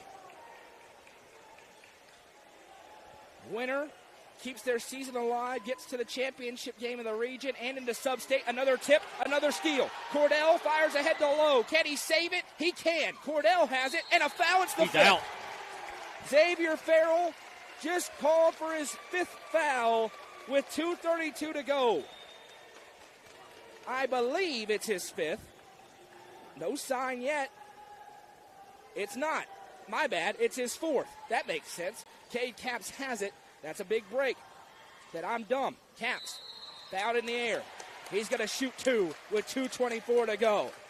This performance by Cade Capps has been otherworldly, and now That's it fine. is the 5th. Xavier Farrell, the leading scorer for Tullahoma, who, by the way, is who they want at the line if they're shooting free throws late in this game, is now Huge. fouled out of the game. And we got almost 2.5 minutes to go, and it's only a 3-point game. Now Cade lines up at the line. First one, missed it. First miss of the quarter for Cade Capps. They got to have them. They simply have to have them. Next one. Missed it. 0 for 2. The one gap in the game right now is free throws. 3-point lead for Tullahoma. That has to have them breathe a little bit of a sigh of relief. And they're going to stall again. A mistake. Johnson tries to drive on Page. They've had back-to-back turnovers, stalling the basketball. They got away with it last time because of the missed free throws. Now back out to Tennant. Now Johnson puts it on his hip. 1:56 to play. Works on Page. Stone needs to start fouling. They've got 4 to give. Yeah, only one team foul against him. Good point. Johnson. Too much clock. They've got to foul. 1:40 to go. Sell out to get a turnover, and if you foul him, who cares? And there's one. Page going to be called for his 4th, so that's a big one.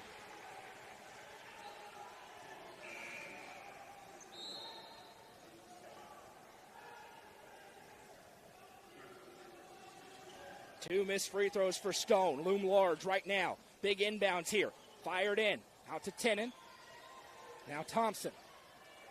90 seconds to play in regulation. A 3-point Wildcats lead. They're trying to survive as Capps tips that one out of play. It stays with the Wildcats. Hunter Haney to the table here for Neal Capps. In for Sinnard. On the other end, Lucas Price to the table. No doubt a free throw shooting change there for Coach Welch. Still 2 fouls to give for the Panthers. 1:27 to play.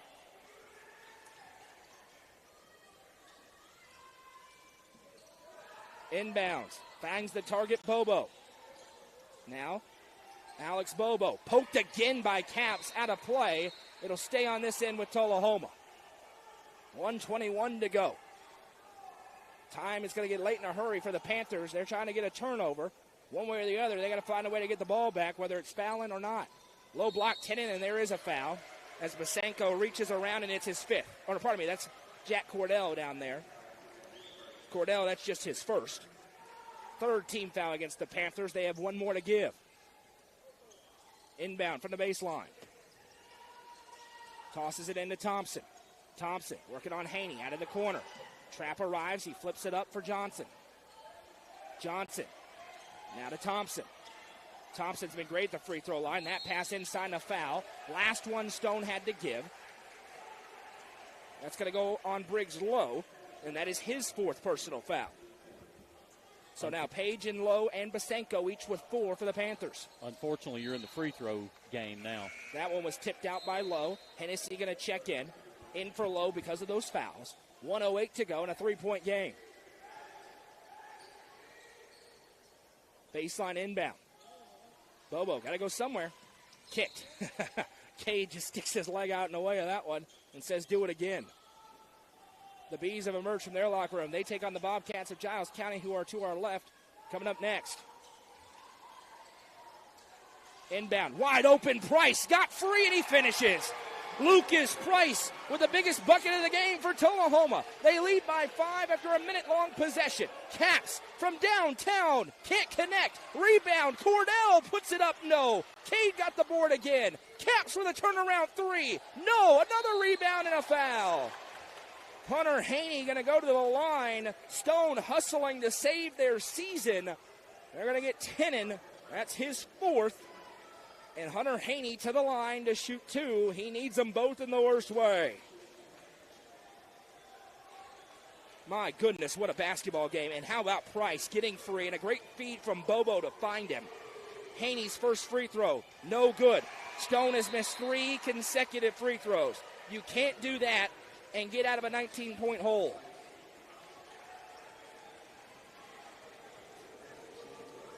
Next one for Haney. On the way. 4 consecutive misses for the Panthers. Tenen tipped that one out. And they award it to Tullahoma. Another miss by Hunter Haney at the line. And Tullahoma now, because of the possession, has a great chance to ice this one away. They lead by 5. 47 seconds to go. Inbound goes to Johnson. He sends it ahead to Price. Price fouled by Cordell, and that will send him to the line. Lucas Price to shoot 2. Free throws, free throws, free throws. We've talked about that. I mean, obviously the difference in the game right now. Price's first one pops out. Free throws, free throws, free throws. It will remain, no matter what happens, a 2-possession game on this next one. Sub to the table, Kane Basenko in for Hunter Haney.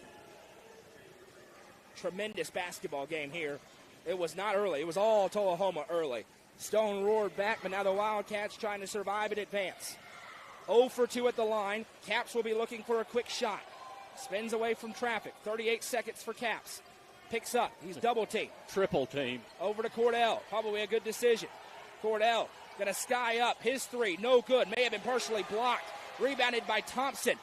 Now Bobo has it. Fires it ahead to Johnson. 23 seconds. Johnson over to Tenen. Now right side Price. Price is fouled with 17 seconds to go. He just missed 2. He's going back. Stone gone cold in the final minute. They've missed free throws. And Tullahoma once again with 2 makes will ice this one away.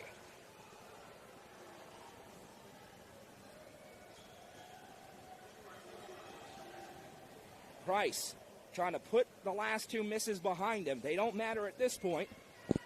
The first one is good. This next one would make it a 3-score game, and the math becomes impossible for the opponent if you're Lucas Price. Next one. He got it. 2 for 2, a 7-point Tullahoma lead. Page to Caps. He knows it's got to be quick. Cade turns over to Cordell. 9 seconds. Cordell to Page. They need a shot. Page over to Lowe. He puts it up in a timeout, but it's too little too late.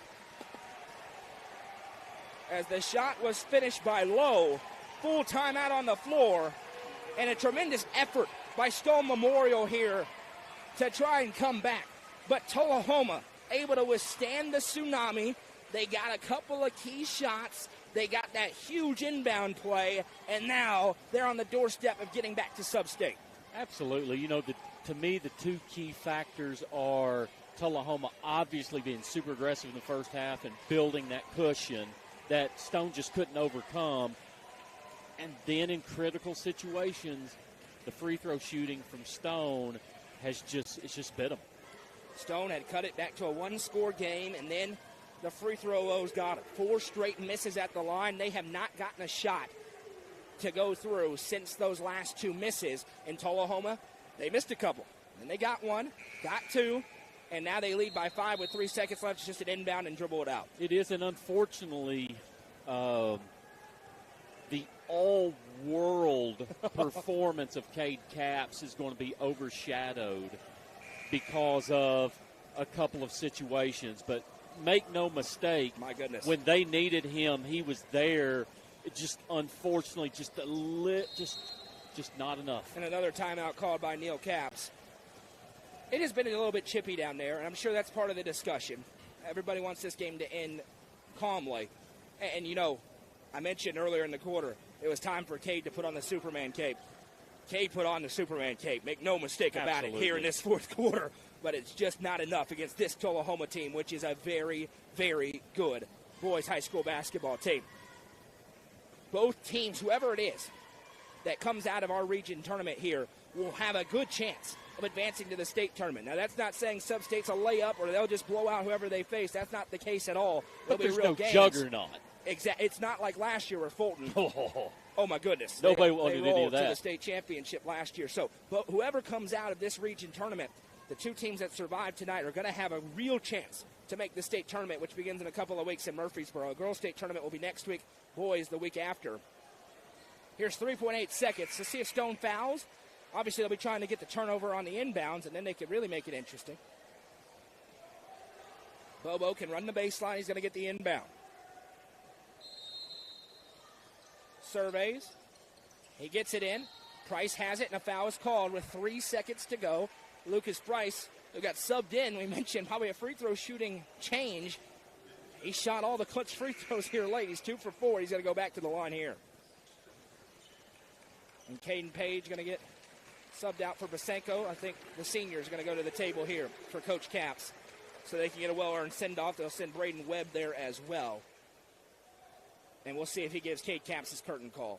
Senard will go in, and he's going to get a very well-deserved round of applause. You're talking about one of the best to ever do it in the Upper Cumberland. One of 25 players is the first one for Price is good to score 3,000 points in his career. And he's not. He's going to finish it out there on the floor. Price to make it a 7-point game. Can't connect. Rebound down to Webb. Caps from 3/4 court won't go, and the Tullahoma Wildcats survive and advance to the Region 4 3A Tournament Championship game. Final score tonight, Tullahoma 61, Stone Memorial 55.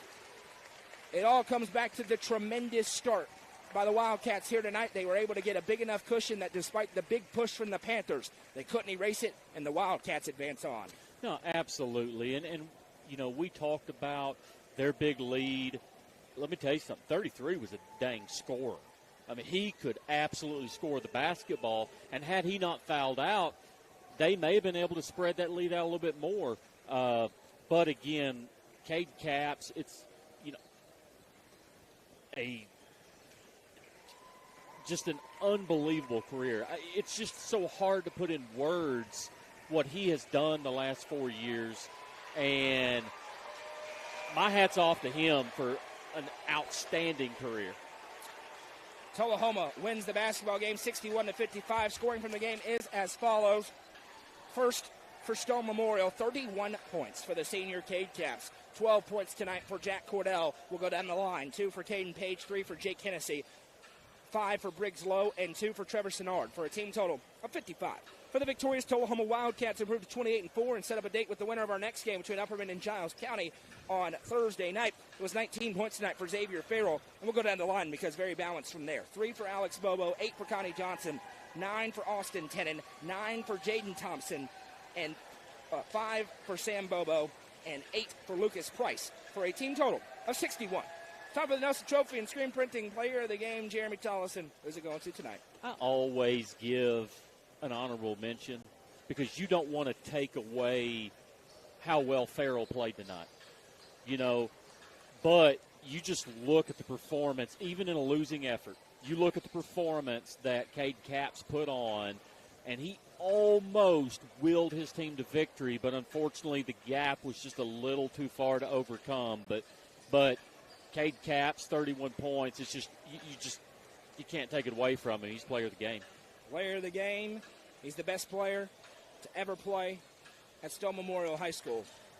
And he's one of the best to ever do it in the Upper Cumberland. What a career for Cade Caps, but tonight it's about the Tullahoma Wildcats who advance on into the region championship game. Well, if you're watching on the NFHS Network, our next game will be in a new stream. If you're watching on YouTube, it'll be right back here. For about a 10-minute intermission, we'll set the stage. It's Upperman against Giles County. The winner meets those Tullahoma Wildcats on Thursday night and punches a ticket to Sub-State. It's going to be a lot of fun. Hope you'll stick around for it. Final score tonight, Tullahoma 61, Stone Memorial 55. Much more to come from Cookeville. Don't go anywhere.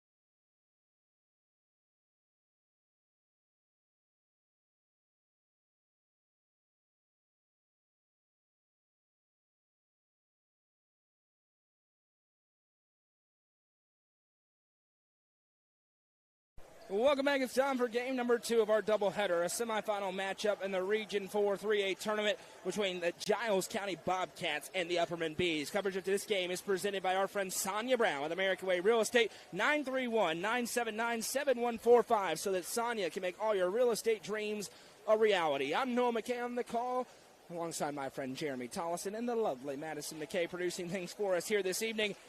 And Jeremy, for Upperman, they have one goal in mind. To get to that goal, they have to survive this night, maybe the toughest night of the entire postseason until the state tournament, and a very athletic Giles County team in their way, with the consensus number 1 ranked team in the state, has their sights set on a gold ball. To do it, they got to beat the Bobcats here this evening. Yeah, absolutely. And make no mistake about it, Giles County is a fantastic basketball team. Upperman is the slight favorite, but just Tullahoma was the slight favorite and had to play till the very last minute, or they would have lost that game. So Upperman, both of these, this is going to be a battle. And if it's half as fun as that last game, we are in for a treat. Giles County, the Bobcats, under head coach Nick Campbell, with a record of 20 victories and 10 losses. They beat Livingston Academy 71-52 in the quarterfinal round. They've won 6 of their last 7 games. The one loss was a 63-34 loss to Tullahoma in the district championship game. For this Giles County team, they lost in the first round of the district tournament last year. But back in 2023, they were in the Class 2A state tournament. They bumped up to Class 3A since then. It's the first meeting with Upperman since at least 2000. That's as far back as we could find. They've got a few absolute studs in their roster, and their best shooter, Deshaun Howard, is absolutely circled for the Bees here tonight. Their opponents are the consensus number 1 ranked team in the state of Tennessee, the Upperman Bees out of Baxter, with head coach Bobby McWilliams leading them to a 26-2 record. The Gannett poll, the BCAT poll, the Tennessee Sports Writers Association poll, and the UC Top 5 has this Upperman squad ranked number 1 in the state of Tennessee in Class 3A. Why? They've won 16 games in a row. They got a hard-fought victory over Lawrence County. Lawrence County gave them a good scare on Saturday. It was a 58-53 victory, which saw Ty Cobb, the Mr. Basketball finalist, put on the cape in the final minute. He had 4 points in the final 30 seconds of the game. Upperman has played back-to-back single-digit games against Stone Memorial and Lawrence County. But on the season, they have 21 double-digit wins. They're led by their Mr. Basketball finalist, Ty Cobb, averaging 26 points a night. He's shooting 42% from three-point land and over 84% at the free throw line. Of course, he's got a great Robin to his Batman, the Mr. Football semifinalist, Bronston Chaffin. 11 points per game, over 7 rebounds per game as well. For the Bees, they were in the Final Four a year ago. They're seeking their 2nd straight region championship here tonight. We'll give you the Tee-Up starting lineups here in a moment. Remind you that Tee-Up is your hometown state-of-the-art indoor golfing experience. Starting tonight for the Giles County Bobcats, number 1, Kason Howard. Number 5, Deshaun Howard. Number 10, Latarius Brewer. Number 23, Xavier Randolph. And number 24, Jakaya Inglet. Starting tonight for the Upperman Bees under head coach Bobby McWilliams. Number 0, the Mr. Basketball finalist, Ty Cobb. Number 2, Jack Torrance. Number 4, Evan Huddleston. Number 23, Bronston Chaffin. And number 24, Colton Johnson. Inglet, Brewer, and Howard are the top dogs for this Bobcat squad out of Pulaski. We mentioned Howard and his shooting ability. They're athletic. They're going to play man-to-man, and Upperman fully expects very aggressive, handsy, grabbing, all sorts of stuff to their Mr. Basketball finalists tonight, knowing the Bobcats have to disrupt Ty Cobb if they want a chance to win this game. Yeah, and hey, listen, tall order. Just like stopping Cade Capps in the previous game, absolutely tall order. But the difference to me is the supporting cast with Upperman can help Cobb, whereas, Capps seemed to have taken over that game. Live on the YouTube channel and NFHS Network. Lead official throws it up. Let's get it on as Ty Cobb jumps up to grab the tip. Drives, throws up the shot. It's 2-0 Upperman. A relatively slow start for Cobb on Saturday, but Lawrence County was triple teaming him every time he touched the basketball. He finished very strong there. He already has a 2-0 lead for his team. Now ahead, here comes Inglet. He'll fire it over left side for Howard. A very athletic Bobcat squad with some significant wins. But first is a steal for Cobb. He sends it ahead to Huddleston. Huddleston with the finish, no. Johnson goes in for the rebound. Colton Johnson for the putback, no. Bronston Chaffin for the putback, yes. And a great start for the Bees. They were asleep at the wheel on Saturday to start the game. They are not asleep now, 40 seconds in. They understand you go home tonight against this great Giles County And their team. students are here. There's Howard for three. No, but an offensive rebound. Great job crashing the board for Brewer. And the Bobcats have an early two. That hustle game will be one the Bobcats have to win tonight. They know it. They got to be first to the glass, first to the loose balls. As Huddleston finds Cobb. One-on-one. Cobb, little shot fake, finishes with the right hand. If you're going to single cover Ty Cobb tonight, he's going to have 50 points. We'll see if that continues, as Brewer doesn't have a chance against that kid, and he has his second steal of the first quarter. Now Cobb bumped, goes up for the shot. No. Chaffin right there. No. Rebound down to Brewer, and here come the Bobcats. Can't believe there's no call there. Now a drive. That's a charge. Jack Torrance took the contact. We got no signal, and they call a block. Jack Torrance called for a block, and here's my problem, Jeremy Tollison. If you're going to blow the whistle, you better darn well know what you're going to call. We waited 5 seconds, which means you don't know what you're going to call. Well, 6-2. They both had a whistle, and they didn't want to give opposite signals. That's why you have to pause and let one of them take it, unfortunately. As a former player, I don't like it at all. Long rebound after the three down to Evan Huddleston, and ahead he sends to Torrance. The sharpshooter on the way, good. Upperman's here, and it's time. And we just lost power for a moment. So hang on. The camera will come back. It's windy outside, and Jack Torrance and the crowd just blew the breakers here. He just splashed in a three. The camera's back to life, and here you go. It is 8-2. Did they call that a 2 or a 3? It was a 3. Should have been a 3. It will be 9-2 in favor of the Bees once they get that corrected. Yeah. 30-second timeout. Torrance is electric tonight. We mentioned it's a windstorm. Power actually could be an issue this evening. Stay safe out there. But an electric start for the Upperman Bees offensively. They lead 9-2. My guy. It was a quick timeout there for Giles County. They got to be careful here.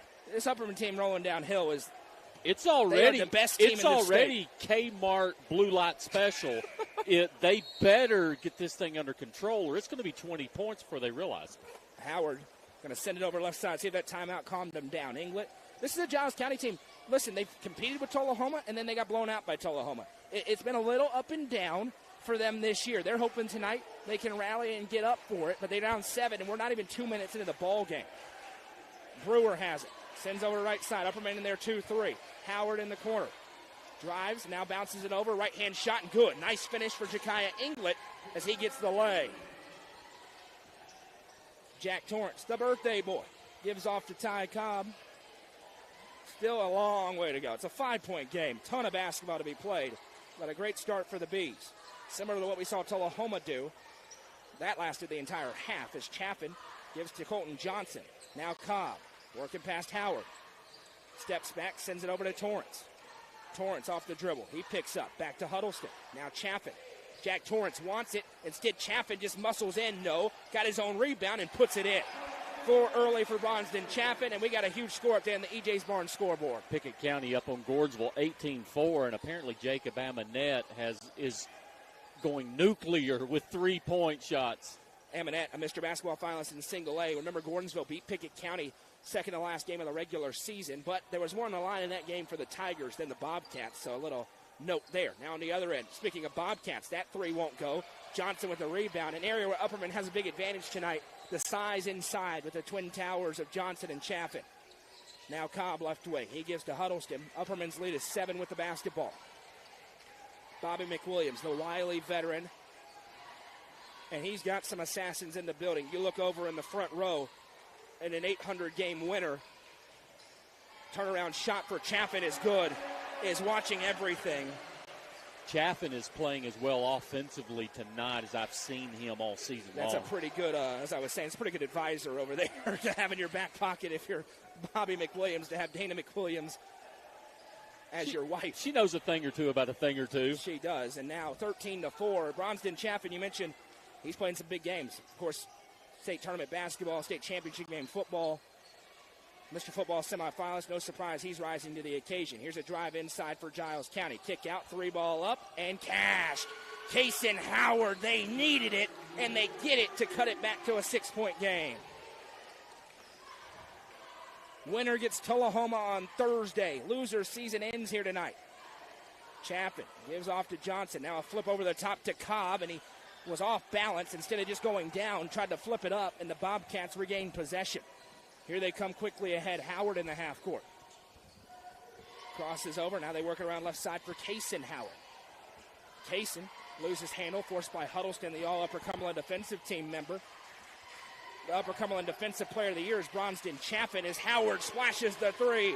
Deshaun Howard gets them back within three. A 6-0 Bobcats run from downtown.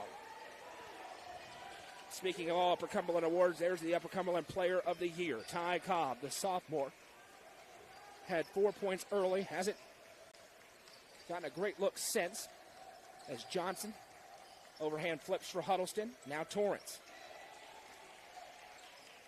Right side for Chapin. Mid-range pull-up, no good. Rebound down, Chapin able to wrestle it away and a foul. Hand in the cookie jar there for Ja'Kiah Inglet. That'll be his first, team's first. And now you'll see the depth of Upperman. They'll roll 8 or 9 tonight as Turnbow, Hall, and Bush check in. Torrance, Chapin, and Huddleston check out. 2:40 to go in the first, a 3-point Baxter lead.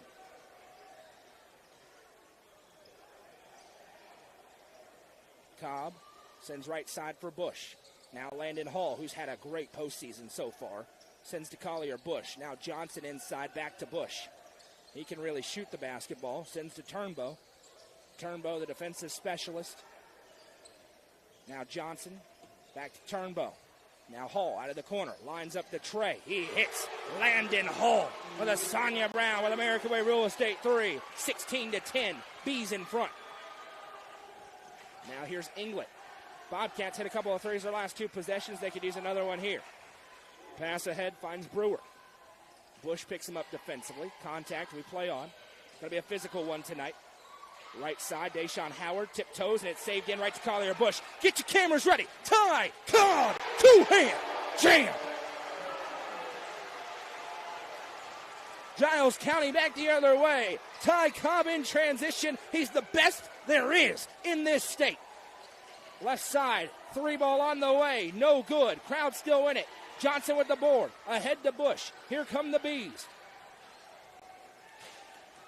That's not a normal dunk. Now a 3 for Cobb. No, in and out. Rebound down, and it's going the other way to Giles County. Yeah, what a great dunk. And, you know, Coach McWilliams even felt like he got fouled on that play as well. So just a great, strong, emphatic way to the basket. Score update on the EJ's Barnes scoreboard. Pickett County leads Gordonsville 25-9. Amonette with a buzzer beater. Now another steal for the Bees. Bush over to Cobb. Cobb swings it across to Turnbow. He'll drive baseline. Finds Chaffin. Goes up. Can't finish. Got it back again. And he's fouled. Nothing for Damari Holt to do but foul Bronston Chaffin. He's been a monster so far. 3 offensive rebounds at least by my count in the first quarter. Well, and like I was saying earlier, listen, every game I've seen him, he's played his role. He's played well. But it just seemed like there's just a little extra fire in Bronston Chaffin tonight. That jam got this place ignited. We already lost power once. That's the first one for Chaffin. That was on a 3-pointer. Won't go. That's true.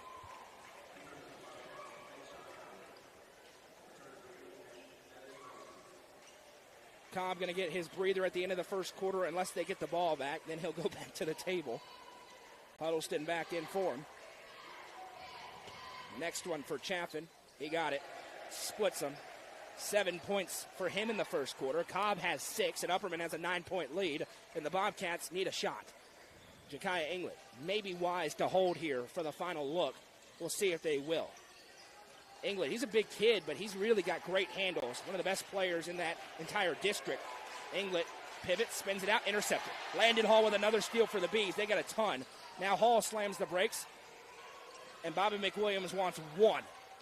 35 seconds. They got a 9-point lead and momentum, and they're going to wait.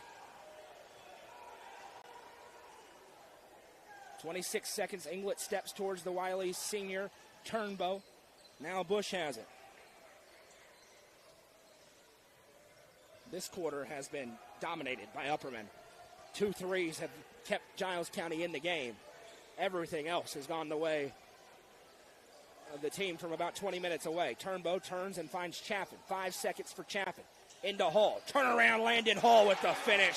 An exclamation point on a great quarter for the Bees. After one, they lead 21-10. Coverage presented by Sonia Brown with American Way Real Estate on the Watson Chevy UCR Media Network.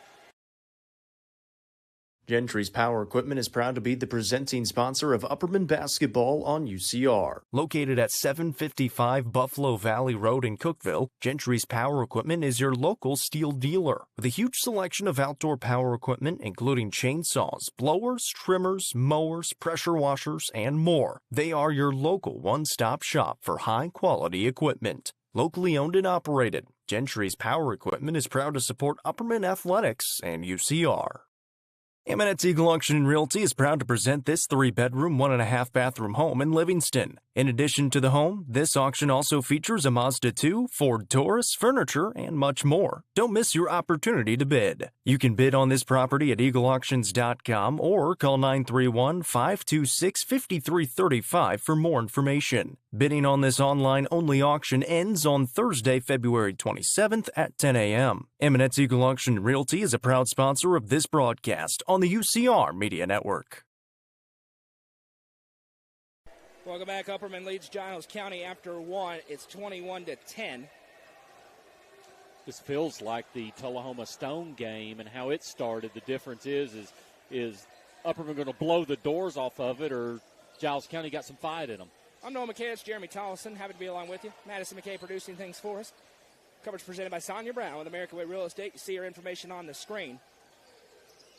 Now a pass over for Brewer. Back left side, Ty Cobb ignited the place with a ferocious transition dunk. Bronston Chaffin had 7 in the quarter. 2 threes, one of which was from Howard, who shoots this one, can't hit. Kept Giles County in it, but they're down in a big hole early. Here's Torrance. Still a long way to go. Still certainly Giles County can win it, but they got to control things here. Johnson inside. Little turnaround. The sophomore and a foul. 2 free throws coming for Colton Johnson. I believe they're going to get Latarius Brewer. It is. It's his first, team's first. Colton Johnson, the sophomore. Probably looking at a Division I college football player one day. He's at the line, going to shoot 2. He's mean. The first one is good. He is just so mean on the football field. Talk about his older sister, Abigail, one of the all-time greats in Baxter. His dad sits on the bench as one of the coaches as he misses the second one, splits the freebies here. Great pedigree there in Baxter. 22-10. We're a minute into the second quarter. Giles County, that's a 10-second violation. Possession back to Upperman. And those are the kinds of plays that if you're Coach Campbell, you know, we can't have that tonight. Cannot afford to have that this evening. You know, you're fighting an uphill battle with Upperman. You just can't have these self-inflicted issues here. Cobb inbounds to Jack Torrance, and we'll go to work, and we'll see if they adjust how they're fitting Ty Cobb. He's been one-on-one, and it happens again. Cobb inside, help arrives, and it's an and one instead. Ty Cobb. You know, sometimes I get asked, come on, how good is he really?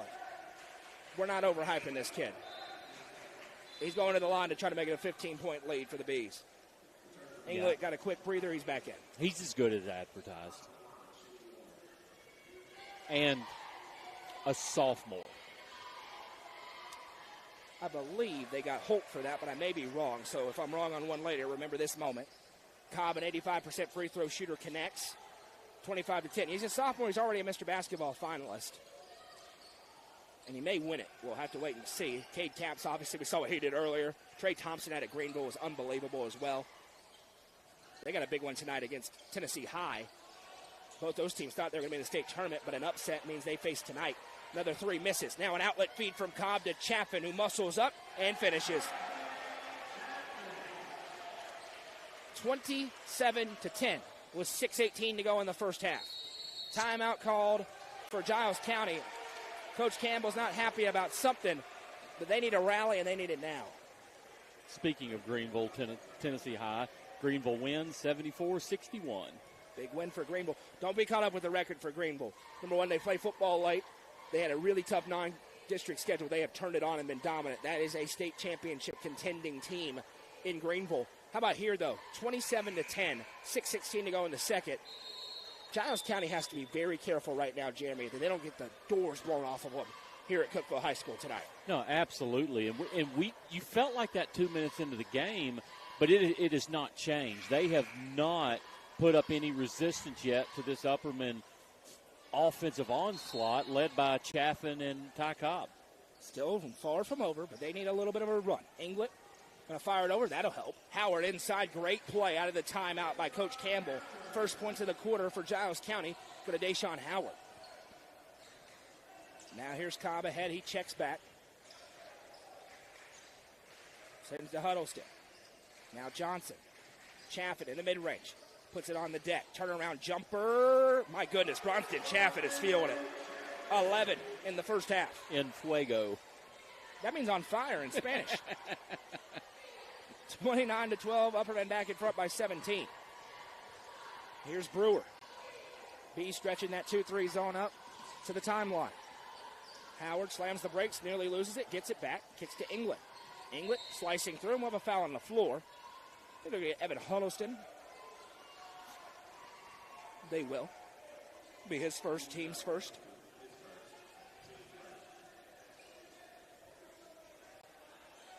Baseline inbound coming from Deshaun Howard. This is going to send up, bitten over. And Brewer will go to work. Brewer sends right side. Holt back to Brewer. The zone really creating problems right now for Giles County. So they look to find some open looks. Pass over right side, Howard. Now a baseline drive. That pass. Oh, we almost had one. Instead, Howard gets an open three, can't connect. Rebound down to Chaffin. That was going to be a windmill behind the back for Cobb, and he's fouled. Holt going to pick up the personal. We'll see if this is his second or his third, because I charged him with one earlier that may not have been on him. The issue I see with Giles County right now is Upperman has zero fear of their inside presence, meaning that they can really play at the three-point line and even beyond the three-point line on defense, and they just can't crack the code. Upperman felt good, but they knew they'd have to play well. Giles County, they had a ton of respect for him. They have certainly played well through a quarter and a half, with a long way still to go at 29-12. Cobb waiting for his troops to get a line. Sends left side for Jack Torrance. Back here tomorrow, White County Livingston Girls Basketball Region Championship game. It's going to be a lot of fun. This place will be absolutely unreal. As Turnbow underneath the basket, he stepped on the line, and it'll go back the other way on a turnover to Giles County. I mean, that's one of the best things that's happened to Giles County in several minutes is just an unforced error by Upperman. 29-12 is our score. And there is some obvious frustration. The Bobcats are screaming at each other. And Coach Campbell's going to burn his third time out of the first half. I mean, that's rare. Case and Howard is not happy at all. And they're going to call a full timeout, so we'll take it with them and be back in 30 seconds. Don't go anywhere. Proudly introducing Upper Cumberland Generators for all your home power solutions. Locally owned and operated, Upper Cumberland Generators are here to make sure you have peace of mind no matter the situation. With new and reliable generators. Call 931-265-1702 for more information or to order yours today. Upper Cumberland Generators is proud to support this broadcast on the UCR Media Network.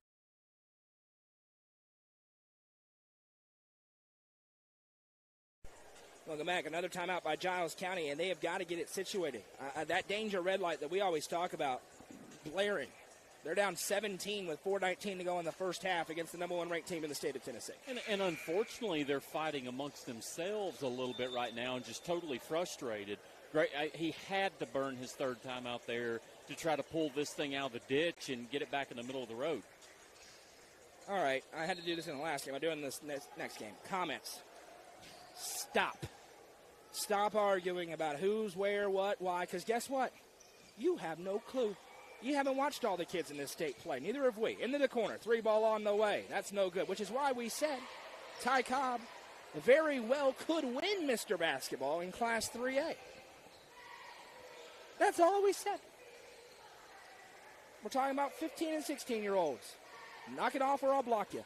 as Turnbow brings it up, sends to Torrance. He's open. Another three. The lights stay on. Johnson with another offensive rebound, though. Wrestles it. Shoots up. No good. Rebound tipped, and Giles County comes away with the board. Score update on the EJ's Barn scoreboard. Pickett County leads 38-23 at halftime. There's another turnover. Pickett County taking on Gordonsville tonight in the Region 4 Single-A tournament. That's live on Facebook.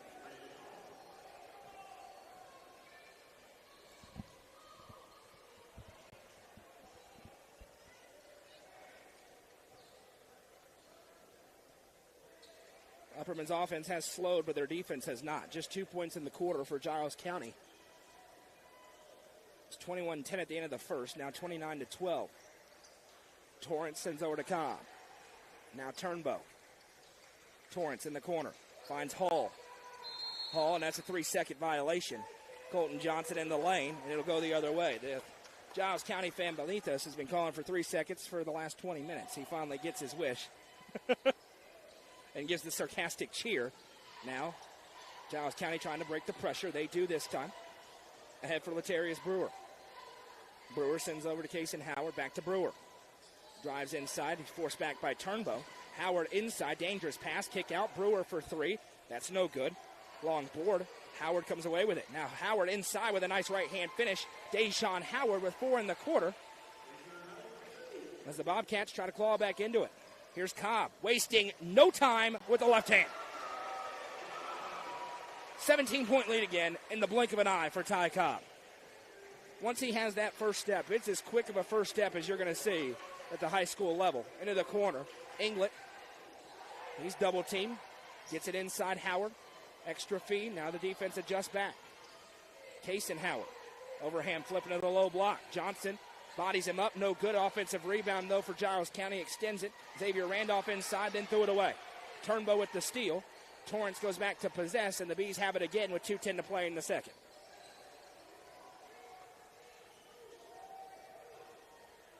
Here's Cobb. Skips it across to Turnbow. Bounces it for Hall. Now back Turnbow. Johnson spins it back Torrance. Torrance in the mid-range pulls up, can't connect, rebound down. And Latarius Brewer will bring it up the other way. 1:46 to play in the first half. Brewer with an opportunity here. Nice crossover. Feeds it into Howard in a great quarter for Deshaun Howard. He's got 9 in the game, 6 in the quarter. Back to a 15-point gap. Giles County is at their best when they pass the basketball. Torrance, travel. Shuffled the feet on the shot fake, and Giles County has a chance here with 90 seconds to play or so in the first half. Cut it down to 12, 13, even less. Get into halftime and get a new ball game. Okay, that's what Stone did in the last game, and all of a sudden they gave themselves at least an opportunity at the end. Now ahead. We'll see how Giles County approaches this. Latarius Brewer has it. He goes back, now has it again. Brewer over to Inglet. Inglet thinking about what he wants to do with this. Now right side, long possession developing here. They spin it back to Brewer. He'll bounce, nearly stolen away. Instead, he has it, kicks to Inglet. His three, no good. Would have been a big one. Another offensive rebound. Now they're getting after the boards, the Bobcats are. Mid-range pull-up jumper for Brewer. He connects. Latarius Brewer with a 2 and a run here for Giles County. Upperman going to hold for the final look. A 17-point game down to 13 here.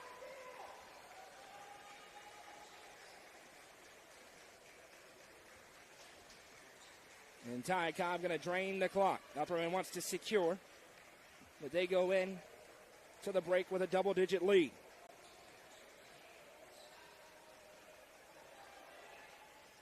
Right side for Evan Huddleston. He traveled, no doubt. Shuffled the feet, slid behind him, and it's back-to-back travels for the Bees, who all of a sudden are out of their rhythm. That's a huge opportunity for Giles County to erase that slow start. Kason Howard, are they going to hold or do they just go? Decision's going to be taken away. They're going to hold. Howard with it. Deshaun Howard sends off to Brewer. Now left side, Kason Howard. Brewer thought about the three instead. Turnaround jumper wide open, won't go. Rebound to Bronston Chaffin. He chucks it ahead. Is Turnbow going to run under that and catch it? He does that on Fridays in the fall. After 2 quarters of play, Upperman's lead is 13. It's B's 31. Giles County 18, Jeremy. Fast start. Giles County has to feel okay going into the break. They kept it from ballooning past that 17-point mark. The first 4 minutes of this third quarter are going to be very important for the Bobcats. No, I agree. But, hey, they're within striking distance. So let's give Giles some credit. The tsunami came early, and they just kind of held tight. And I know it's just 13 points, but they've given themselves a chance. They certainly have done that. 6 points in the quarter for Deshaun Howard, 9 in the game. As Giles County cuts a 17-point deficit down to 13, but it is all Upperman at the break. They lead 31-18. We'll have the third quarter action when we come back. Coverage presented by Sonia Brown with American Way Real Estate. You're watching all the action on the Watson Chevy UCR Media Network. Discover this stylish and modern 3-bedroom, 2-bathroom home with an open split bedroom floor plan designed for comfort and convenience. With 3,318 square feet under one roof, plus a bonus room over the garage and 1,400 square foot basement. Located in the Brookstone subdivision, this home is just minutes from Cookeville. The builder is also offering up to 3% in closing cost assistance. Call Sonia Brown with American Way Real Estate at 931-979-7145. Livingston Regional Hospital is Livingston's home hospital. Located at 315 Oak Street, Livingston Regional Hospital provides compassionate, quality care for all patients from local people you can trust, so you can count on them to treat you like family. Their excellent staff offers years of experience and training to meet the needs of all patients. They understand the importance of providing care in a professional and comforting manner. They're proud to partner with Livingston Academy Athletics through the LRH Sports Medicine Team. Livingston Regional Hospital is a proud sponsor of this broadcast on the UCR Media Network. The Real Estate Collective Auction Group offers expertise in a variety of services, including real estate, personal property, equipment, and nonprofit benefit auctions. Call 931-559-9500 for more information or see their upcoming auctions at letsgorico.com. The Real Estate Collective Auction Group is proud to support student athletes in our area and this broadcast on the UCR Media Network.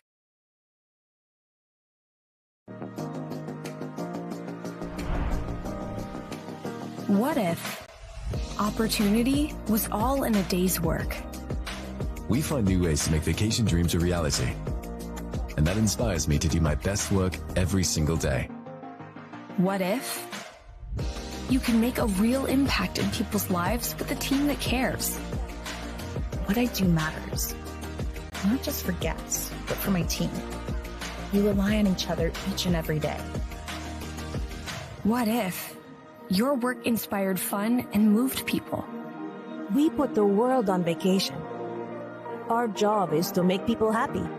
Inspiring travelers around the world to live their best lives never stops being fulfilling.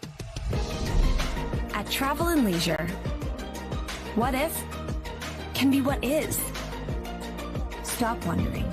Join the travel movement and start a career where memories start with you.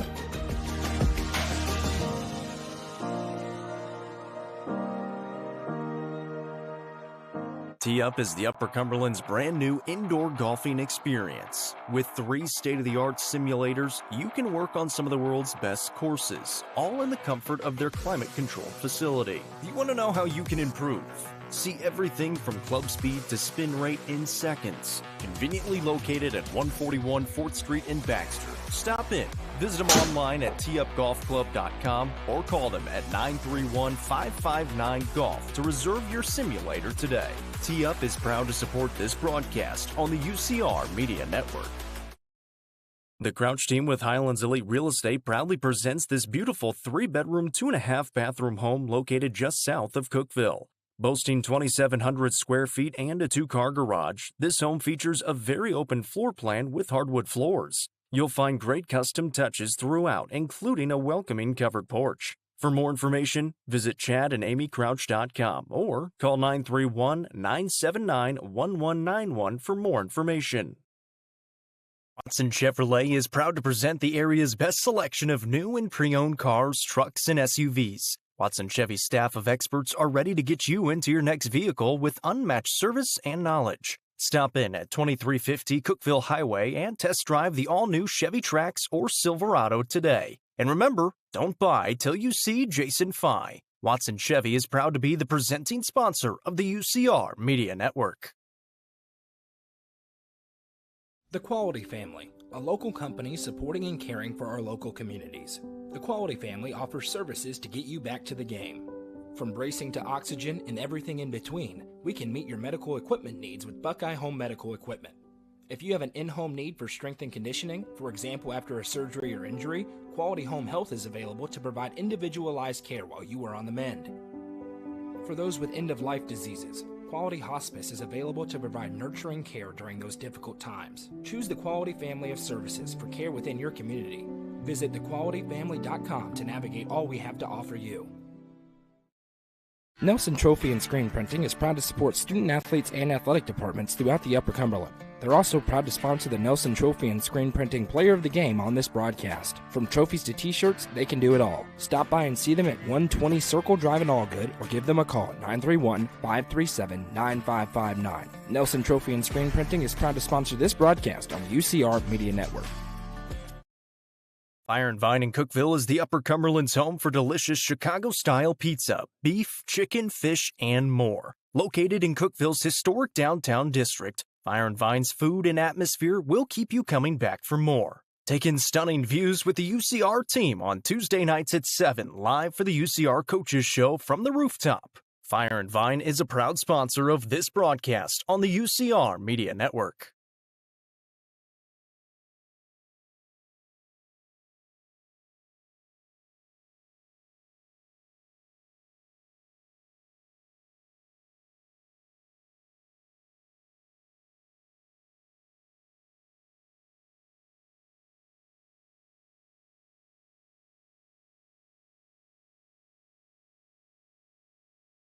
Getting the kids to practice on time.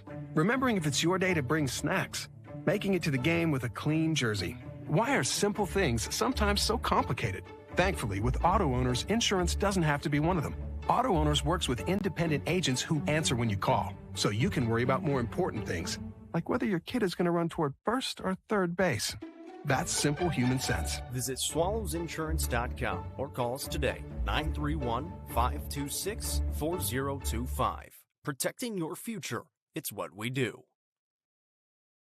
Gentry's Power Equipment is proud to be the presenting sponsor of Upperman basketball on UCR. Located at 755 Buffalo Valley Road in Cookeville, Gentry's Power Equipment is your local steel dealer. With a huge selection of outdoor power equipment, including chainsaws, blowers, trimmers, mowers, pressure washers, and more. They are your local one-stop shop for high-quality equipment. Locally owned and operated, Gentry's Power Equipment is proud to support Upperman Athletics and UCR. Eminence Eagle Auction and Realty is proud to present this 3-bedroom, 1.5-bathroom home in Livingston. In addition to the home, this auction also features a Mazda 2, Ford Taurus, furniture, and much more. Don't miss your opportunity to bid. You can bid on this property at eagleauctions.com or call 931-526-5335 for more information. Bidding on this online-only auction ends on Thursday, February 27th at 10 a.m. Eminence Eagle Auction and Realty is a proud sponsor of this broadcast on the UCR Media Network. Welcome back. It's time for the Happy Hiller Halftime Show. Visit happyhiller.com to see how our friends at Hiller can help solve your plumbing, heating, cooling, electrical problems today. It's happyhiller.com. I'm Noah McKay. It's Jeremy Tollison. It's Madison McKay to our left. And Jeremy, 31-18 lead for the Bees. Giles County was able to slow the bleeding down, but they're going to have to do what we saw Stone Memorial do earlier and try to finish what Stone ultimately wasn't able to finish, which is a big come-from-behind effort against a really good basketball team. Yeah, I agree. And to me, this game feels similar to the previous game. And unfortunately, Stone had just dug too much of a hole to be able to climb back from. And Giles County is really going to have to play well to come back in this game. But have they let this get too far out of hand? Because I'm telling you, we talked about it. Bronson Chaffin is scoring the basketball as good as he has all year. Ty Cobb's doing Ty Cobb things. Jack Torrance is doing something with electricity. I don't even know what's going on there. But they're going to have to do something, or if Upperman gets on the run, this game's over. 11 points for Bronson Chaffin, 11 for Ty Cobb as well. Giles County made the decision. They're going to single cover Ty Cobb in the half court, and he made him pay in that first half. 9 points in the other for Deshaun Howard. He had a really good second quarter, really kept the Bobcats in the game. They'll be looking for more of that here. A Bobcats team that can score in a hurry, but they're going to have to stop Upperman from going on one of their patented put-the-game-away runs that we've seen time and time again in the second half of ball games. They have buried teams in second halves this season, en route to 21 double-digit victories. Giles County trying to not allow that to become 22. Yes, it is incredibly windy outside. Reading some of the comments, yes, we will have broadcast coverage tomorrow from the Single A tournament between Clay County and Clark Range, the girls' game tomorrow.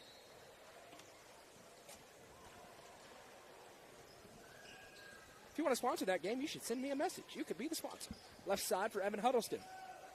As Upperman has it, we get back to action. Cobb with a baseline drive. Spins it out, and they'll say he stepped on the line. Oh, they'll say his foot hit the ground before he threw it. And a travel called, and it'll go back to Giles County. 31-18. Pass ahead. Deshaun Howard, now Kaysen Howard, sends over to England. Now back out to Latarius Brewer. Sends to Howard. Upperman's been called for 3 travels in this game. The first 2 weren't even close, no question. That one, I'm not so sure Ty didn't let go of that basketball. Right side, Brewer. Into a triple team. Inside Inglet, hit it right off the underneath part of the basket. Also known as the bottom of the basket.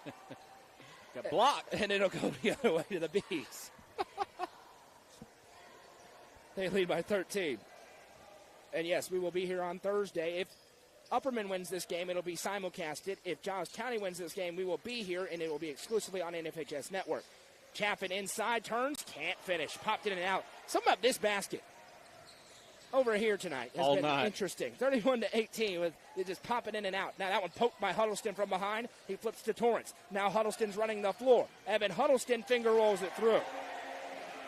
First points tonight for Evan Huddleston. Upperman's lead back to 15. Really good job of Huddleston using his body there to make sure his shot doesn't get blocked. Now ahead, Inglet swings it in the corner. Howard going to drive. Deshaun Howard too strong. Cobb with the board. Now they're out and running again. Bobby McWilliams says go. Ty Cobb says aye, aye, Captain. He'll sky up. Can't finish, but the foul is called. We're going to get Latarius Brewer for his second. And Ty Cobb will go to the Sonia Brown with American Way Real Estate free throw line to shoot 2. Sonia Brown, our presenting sponsor tonight. 931-979-7145. So Sonia can make your real estate dreams a reality. Cobb's first free throw is good. We will have coverage tentatively of Upperman baseball tomorrow. I say tentatively because the weather looks nasty. They're supposed to play Lebanon at 5 o'clock. How about this one? Matt Wilson and Jimmy Fallon on the call. All the way from New York, Jimmy Fallon? Something like that. I think he's from Florida, actually. But I appreciate them helping us out as Cobb goes 2 for 2. Jacob's going to set it up because he has to be in Lebanon anyway. I was talking about the Tonight Show Jimmy Fallon. Well, he's the Jimmy Fallon is what I always say about Jimmy. I agree. Now, here's Kaysen Howard. That pass tipped and another steal for Cobb, but he couldn't save it in. It'll stay on this end with Giles County. And all of a sudden, Upperman's on a run again, and they've tied their largest lead of the ball game at 17. Yeah, and if Giles doesn't do anything quickly, this game's over. If you're worried about the weather, we'll point you to our friends at Upper Cumberland Weather. They're the best in the business. Anthony does a great job. Forecast is up there as the runner's up here. No good for Howard. Rebound tip, second chance for the Bobcats. Swiped by Johnson on his way down. Now Turnbow's on the floor. We got a tie up and a jump. The arrow belongs to Giles County. Could we get a signal? Could we maybe possibly get a signal? Nah, we don't need one. It stays on this end.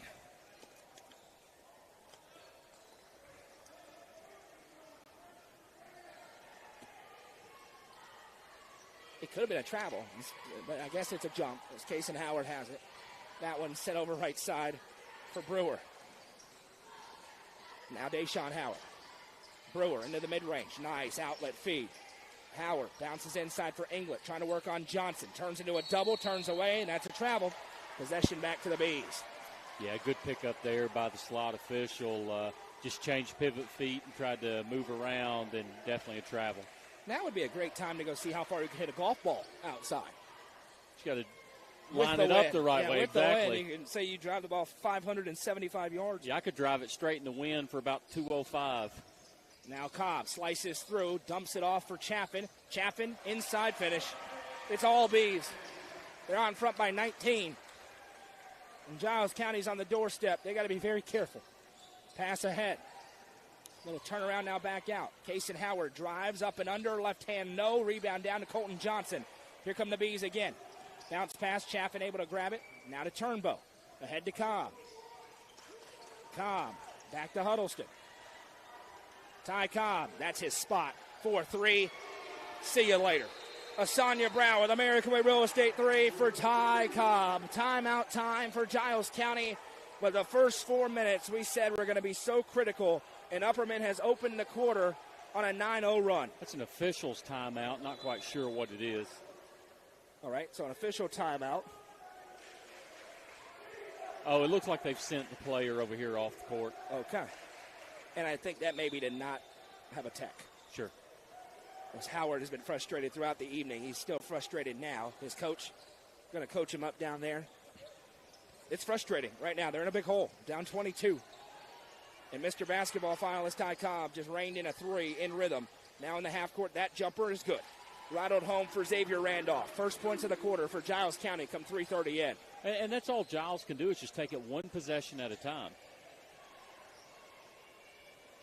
Thompson right side for Bush. Now over Chaffin. Turnbow back to Bush. Collier Bush off a Turnbow screen. Now he flashes back over to Turnbow. Turnbow turns. Chaffin. He'll back down. Little fadeaway. That's a tough look. No. Hall just muscles his way for the rebound. No. Still loose. All the way around. And ahead comes Brewer. Brewer slowed up by Cobb and Chaffin. Now he brings it ahead. Brewer skips it over to the corner for Holt. He'll trigger the 3 and hits. Another manette for Damari Holt. He reigns home the triple, back to a 17-point game. That's 5 straight for Giles County, who's not trying to go quietly tonight.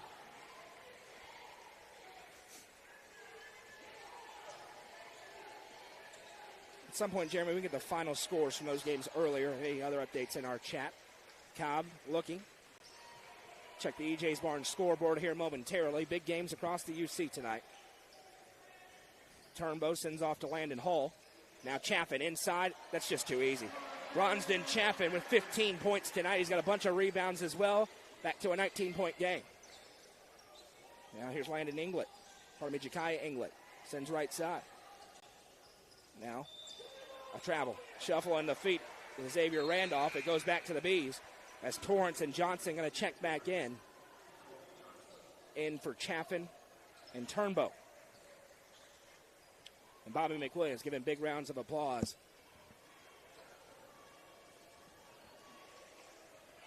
Another quarter being controlled right now by the Bees. They led by 13 at halftime. They're up by 19 now. Giles County needs a run. They'll start with a stop, though. Torrance. As Cobb flashes off a screen, instead finds Collier Bush. Wide open 3, missed everything. Rebound out of play, and Giles County regains possession.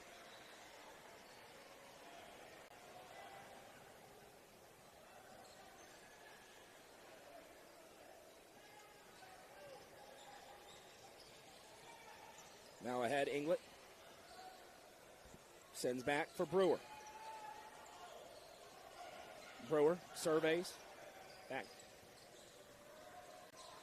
Giles County going to have to get some urgency here. Bounces for Inglet. In the mid-range, he pulls up and hits the 2.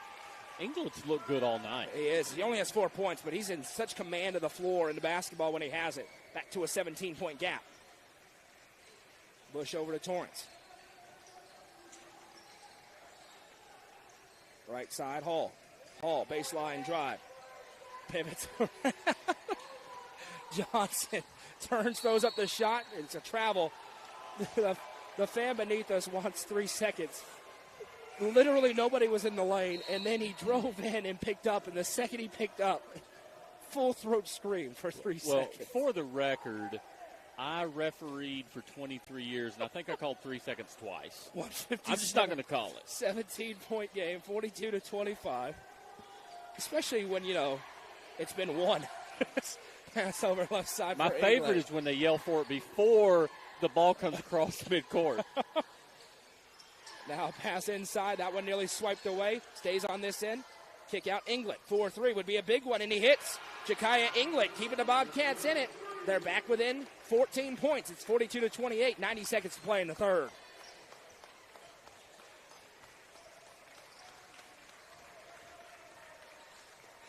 Cobb sends over to Torrance.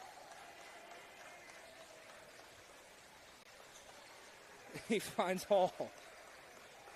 I love the passion. I mean, I love it. This is incredible. This is what I look like at a Tennessee game against Alabama. Torrance with it. My wife is chuckling because she knows it's true. Right side for Hall. Just no concept of anything other than figure it out. Chaffin has it. Upperman maybe just killing the clock here. They want to stop the little run that the Bobcats are developing here. Now Cobb has it, and they are going to hold. 45 seconds. You have one job to do in this game for both teams. It's win. Doesn't matter how, doesn't matter the style, doesn't matter if you kill the clock. You're trying to win the basketball game. And Upperman sensed a little momentum for the Bobcats and said, all right, let's stand here for the next minute and a half. Cobb getting face guarded, so they'll play a little 4-on-5. 22 seconds. Landon Hall can hold. He keeps acting like he's going to pass. Now back.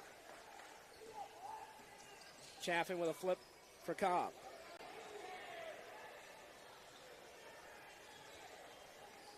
Cobb loses his footing, and it's a loose ball. Going to be an easy two. Should be for the Bobcats as Howard puts it up and finishes.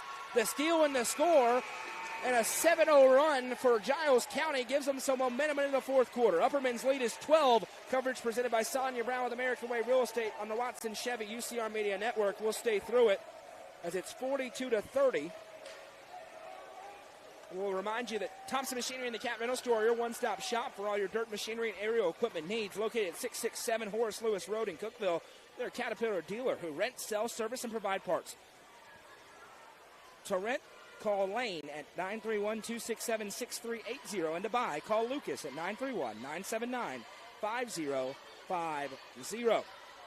Parents and caregivers, the best defense starts at home. Take a time out to talk with your youth about the dangers of substance misuse. Talk, they hear you. For important resources, including conversation tips, visit powerputnam.org. 12-point lead for the Bees. Giles County got a little momentum here into the fourth quarter. No, and they do, and obviously the first couple of minutes of this fourth quarter is going to kind of tell the story. Can Giles keep up the momentum and get this thing down to, 6 or 8 points? Does Upperman kick it in gear and get this thing back to 15 points? Like I said, I think the first 2 minutes is going to tell us everything we've got to know. Do you want me to ask this fan from Giles what he thinks? Do we want any interviews, any 3-second rules? We'll see how this quarter goes first. Okay, and okay. Then Hey, how it starts. I'll get him. I'm on standby. You let me know.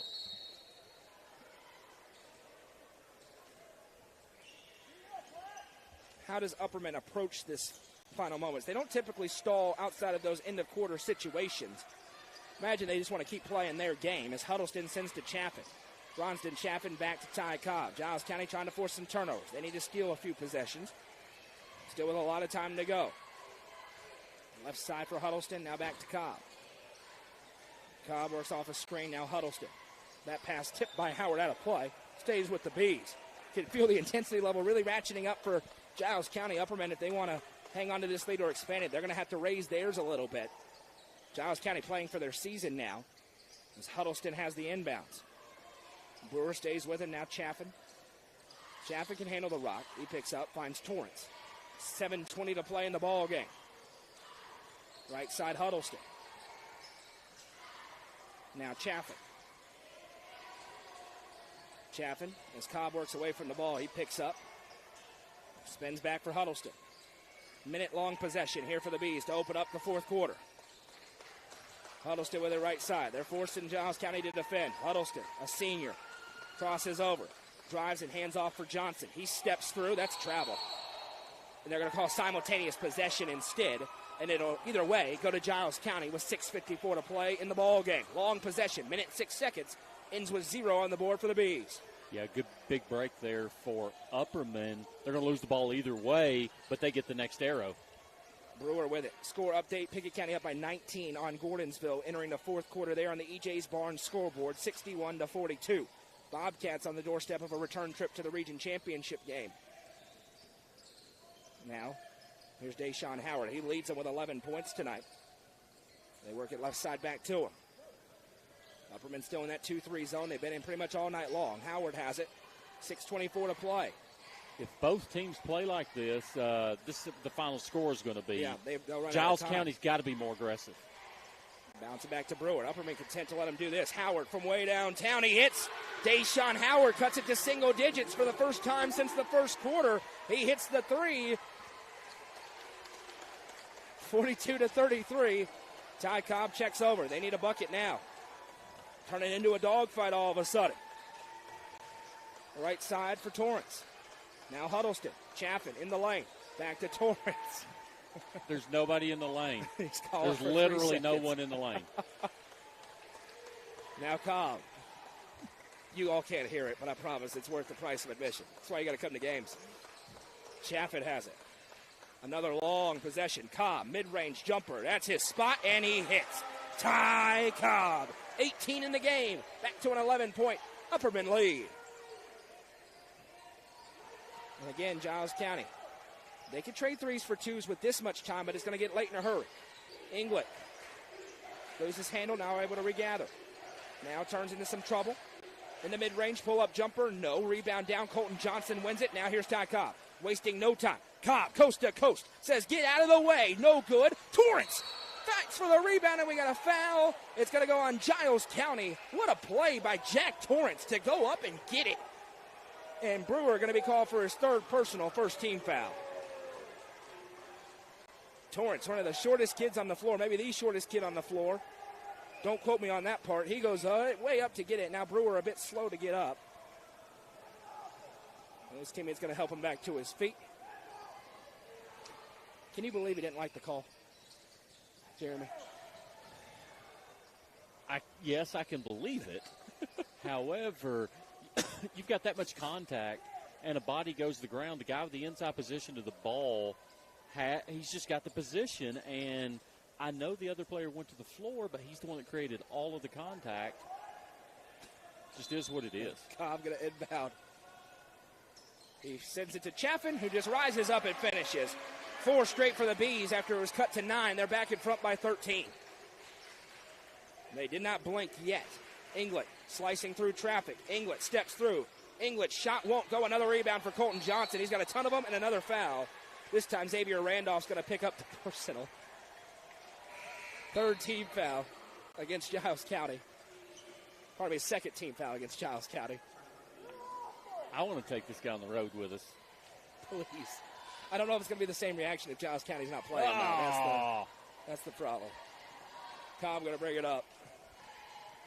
I love the passion. I do too. I respect it. I love the game.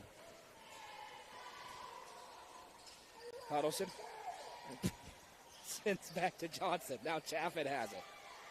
4:29 to play. Cobb has it. All right, I got to tune out everything else. Turnbow has it now. I'm not a professional. I can't. Cobb has it. Now Chaffin.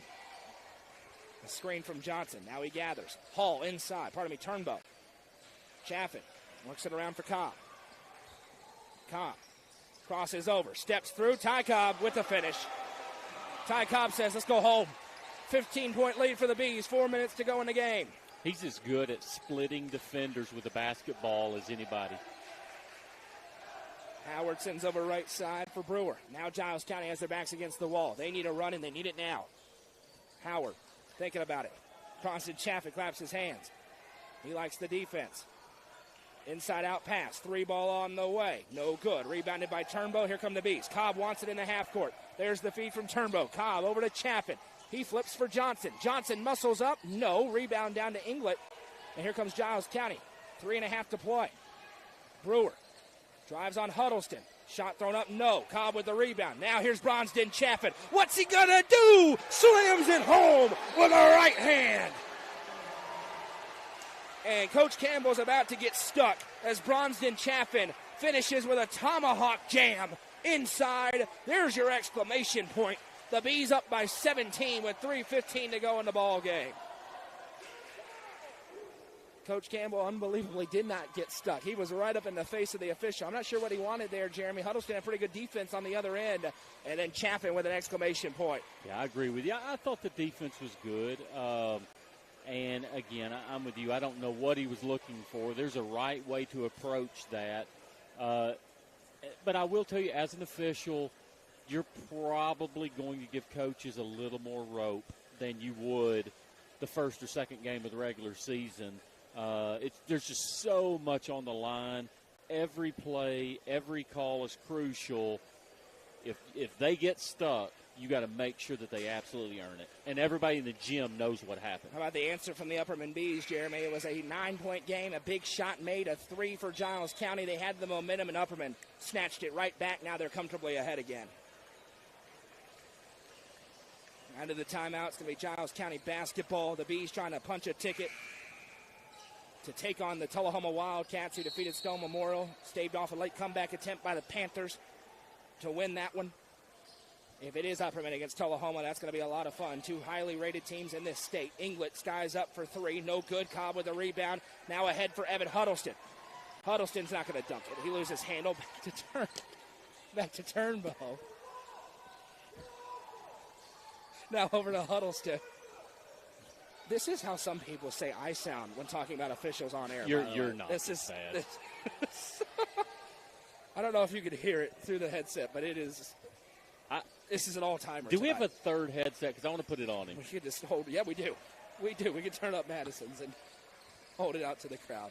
Now Cobb to Chaffin. Bronston Chaffin with another tomahawk. Bronston Chaffin. Upperman up by 19. Now an errant pass. Brewer able to keep it in the half court. Crosses over on Turnbow. And a foul. Turnbow going to be called for a push. Just the third foul of the night called on Upperman. By the way, it's only been 8 called. They've let them play tonight. Yeah, and if you're coaches, fans, this is what you want to see in the postseason. You know, call the obvious and stay the heck out of the way. And this is what these three have done a great job. Now Brewer going to trigger a 3. Can't connect. Rebounded by Turnbow. And guess who's leaking out? Cobb. He wants it. Huddleston going to bring it up. Now Chaffin says, let's go. He'll hold. Just over 2 minutes to play. Upperman going to win this basketball game here tonight. The end result going to be a convincing victory. As he has it. A brief moment for the Bobcats where they were trying to put the run together, but Upperman staved it off. Now Cobb off the handoff from Chaffin. We'll have the Legacy House post-game show coming up here momentarily, where we'll go through the scoring and have the Nelson Trophy and screen printing player of the game.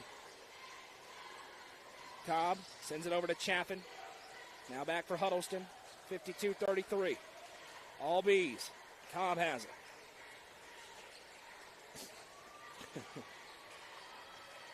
Now Chaffin to Cobb.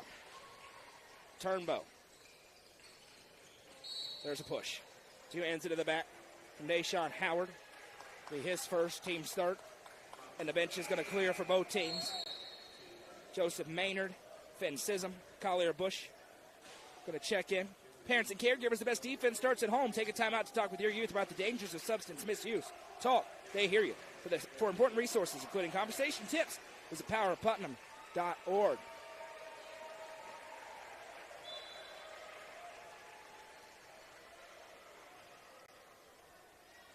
Upperman basketball here. The day is done for Cobb, Chaffin, Huddleston, Torrance, and Hall. Maynard sends over. And now an intentional foul as they're trying to get the subs into the game. Howard's day is done, and the crowd's going to love this one. Lofton Crouch to the table for the Bees. The students love it. Here come the youngsters. Gunnar Block, sophomore. We're also going to get Garrett Dawson in the game.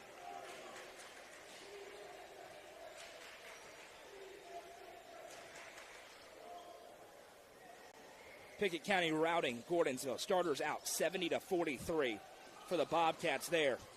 Big performance for them tonight. Gunnar Block has it. Block drives and kicks to Crouch. Thompson Machinery and the Cat Rental Store, your one-stop shop for all your dirt machinery and aerial equipment needs, as Maynard has it swiped away. Located at 667 Horace Lewis Road in Cookville, they're a Caterpillar dealer who rent, sell, service, and provide parts. We appreciate Thompson Machinery and the Cat Rental Store. You can call 931-267-6380 for more information. That's 931-267-6380 for more information. 28 seconds to go in the ball game here tonight. Gunnar Block with a drive and a finish. Gunnar Block, starting on defense for the football team, finishes here on the hardwood. Upperman's up by 21. Now a drive inside for Giles County. A little turnaround, no. Maynard with the rebound. Maynard's going to play a ton for this team in the coming years, just a freshman. Here's Crouch as the serenade begins from the Upperman student section. The Upperman Bees advance on in the Region 4 3A tournament. Final score tonight, Upperman 54, Giles County 33. As we welcome you into the Legacy House postgame show, Jeremy Tollison, a clinical effort tonight by the top-ranked team in the state of Tennessee. No, absolutely. And you know, I made comparisons to the first game, and Tullahoma came out on fire. The difference is Giles cut it to 9 one time, and then Upperman just turned around and kicked it back in and just would not let their foot off the pedal and would not let Giles County get back in the game. Upperman wins 54-33. Scoring from the game is as follows for the Bees, who improved to 27-2. They won their win streak to 17 games. They now have 22 double-digit victories on the season, and they are also into the sub-state round, one step away from the state tournament. Scoring tonight for the Bees, 21 points tonight for Bronston Chaffin, 20 tonight for Ty Cobb. And we'll go down the line. 3 for Jack Torrance, 2 for Gunnar Block, 2 for Evan Huddleston, 5 for Landon Hall, and 1 for Colton Johnson, for a team total of 54. It's time for the Nelson Trophy and Screen Printing Player of the Game. Jeremy, you got a choice tonight. Who's it going to? It is a choice, and here's the thing. I mean, obviously it could go to either one of the two. There's not a right or wrong answer. There really isn't. One reason why I'm going with Bronston Chaffin tonight is simply offensively, I think he played at a little bit different level tonight. And that came early, and I felt like that he really set the precedence early, and him and Colton Johnson just really dominated the inside. So between his offensive efficiency and what he did on the defensive side of the floor, I mean, it's very rare Ty Cobb is not going to get this award. I was thinking back, it's the first time, maybe in 2025, since the new year, that Ty Cobb is not the Nelson Trophy and Screen Printing Player of the Game. And I agree with you tonight. Bronston Chaffin. Absolutely. And listen, it's probably 60-40, right. So that's how close it is. But Bronston Chaffin, and they had a double-double. We'll have to check the rebounds. I have not seen every game he's played all year, but this has got to be toward the top of the best game he's had all year. No question about it. Bronston Chaffin is the Nelson Trophy and Screen Printing Player of the Game. Here's the situation. Tomorrow night, girls' championship game. Livingston Academy, White County. Do they know each other? Pretty well. Tip-off at 7 o'clock Central Time. Then Thursday, Tullahoma and Upperman. Those two teams, very impressive tonight. They're going to meet for the Region 4 3A title. The winner of that game, you win the region, you also host your sectional round matchup on Monday night. The loser will have to go on the road in the sub-state. But both those teams do advance tonight. Tullahoma wins our first game, and the Bees win our second game. Final score tonight, Upperman 54, Giles County 33. Jeremy, I appreciate it, my friend. We want to thank Sonia Brown with American Way Real Estate for being our presenting sponsor once again, just like she will be on Thursday night. As we wrap up tonight from Cookville, I'm Noah McKay. For Jeremy Tollison, to my right, Madison McKay on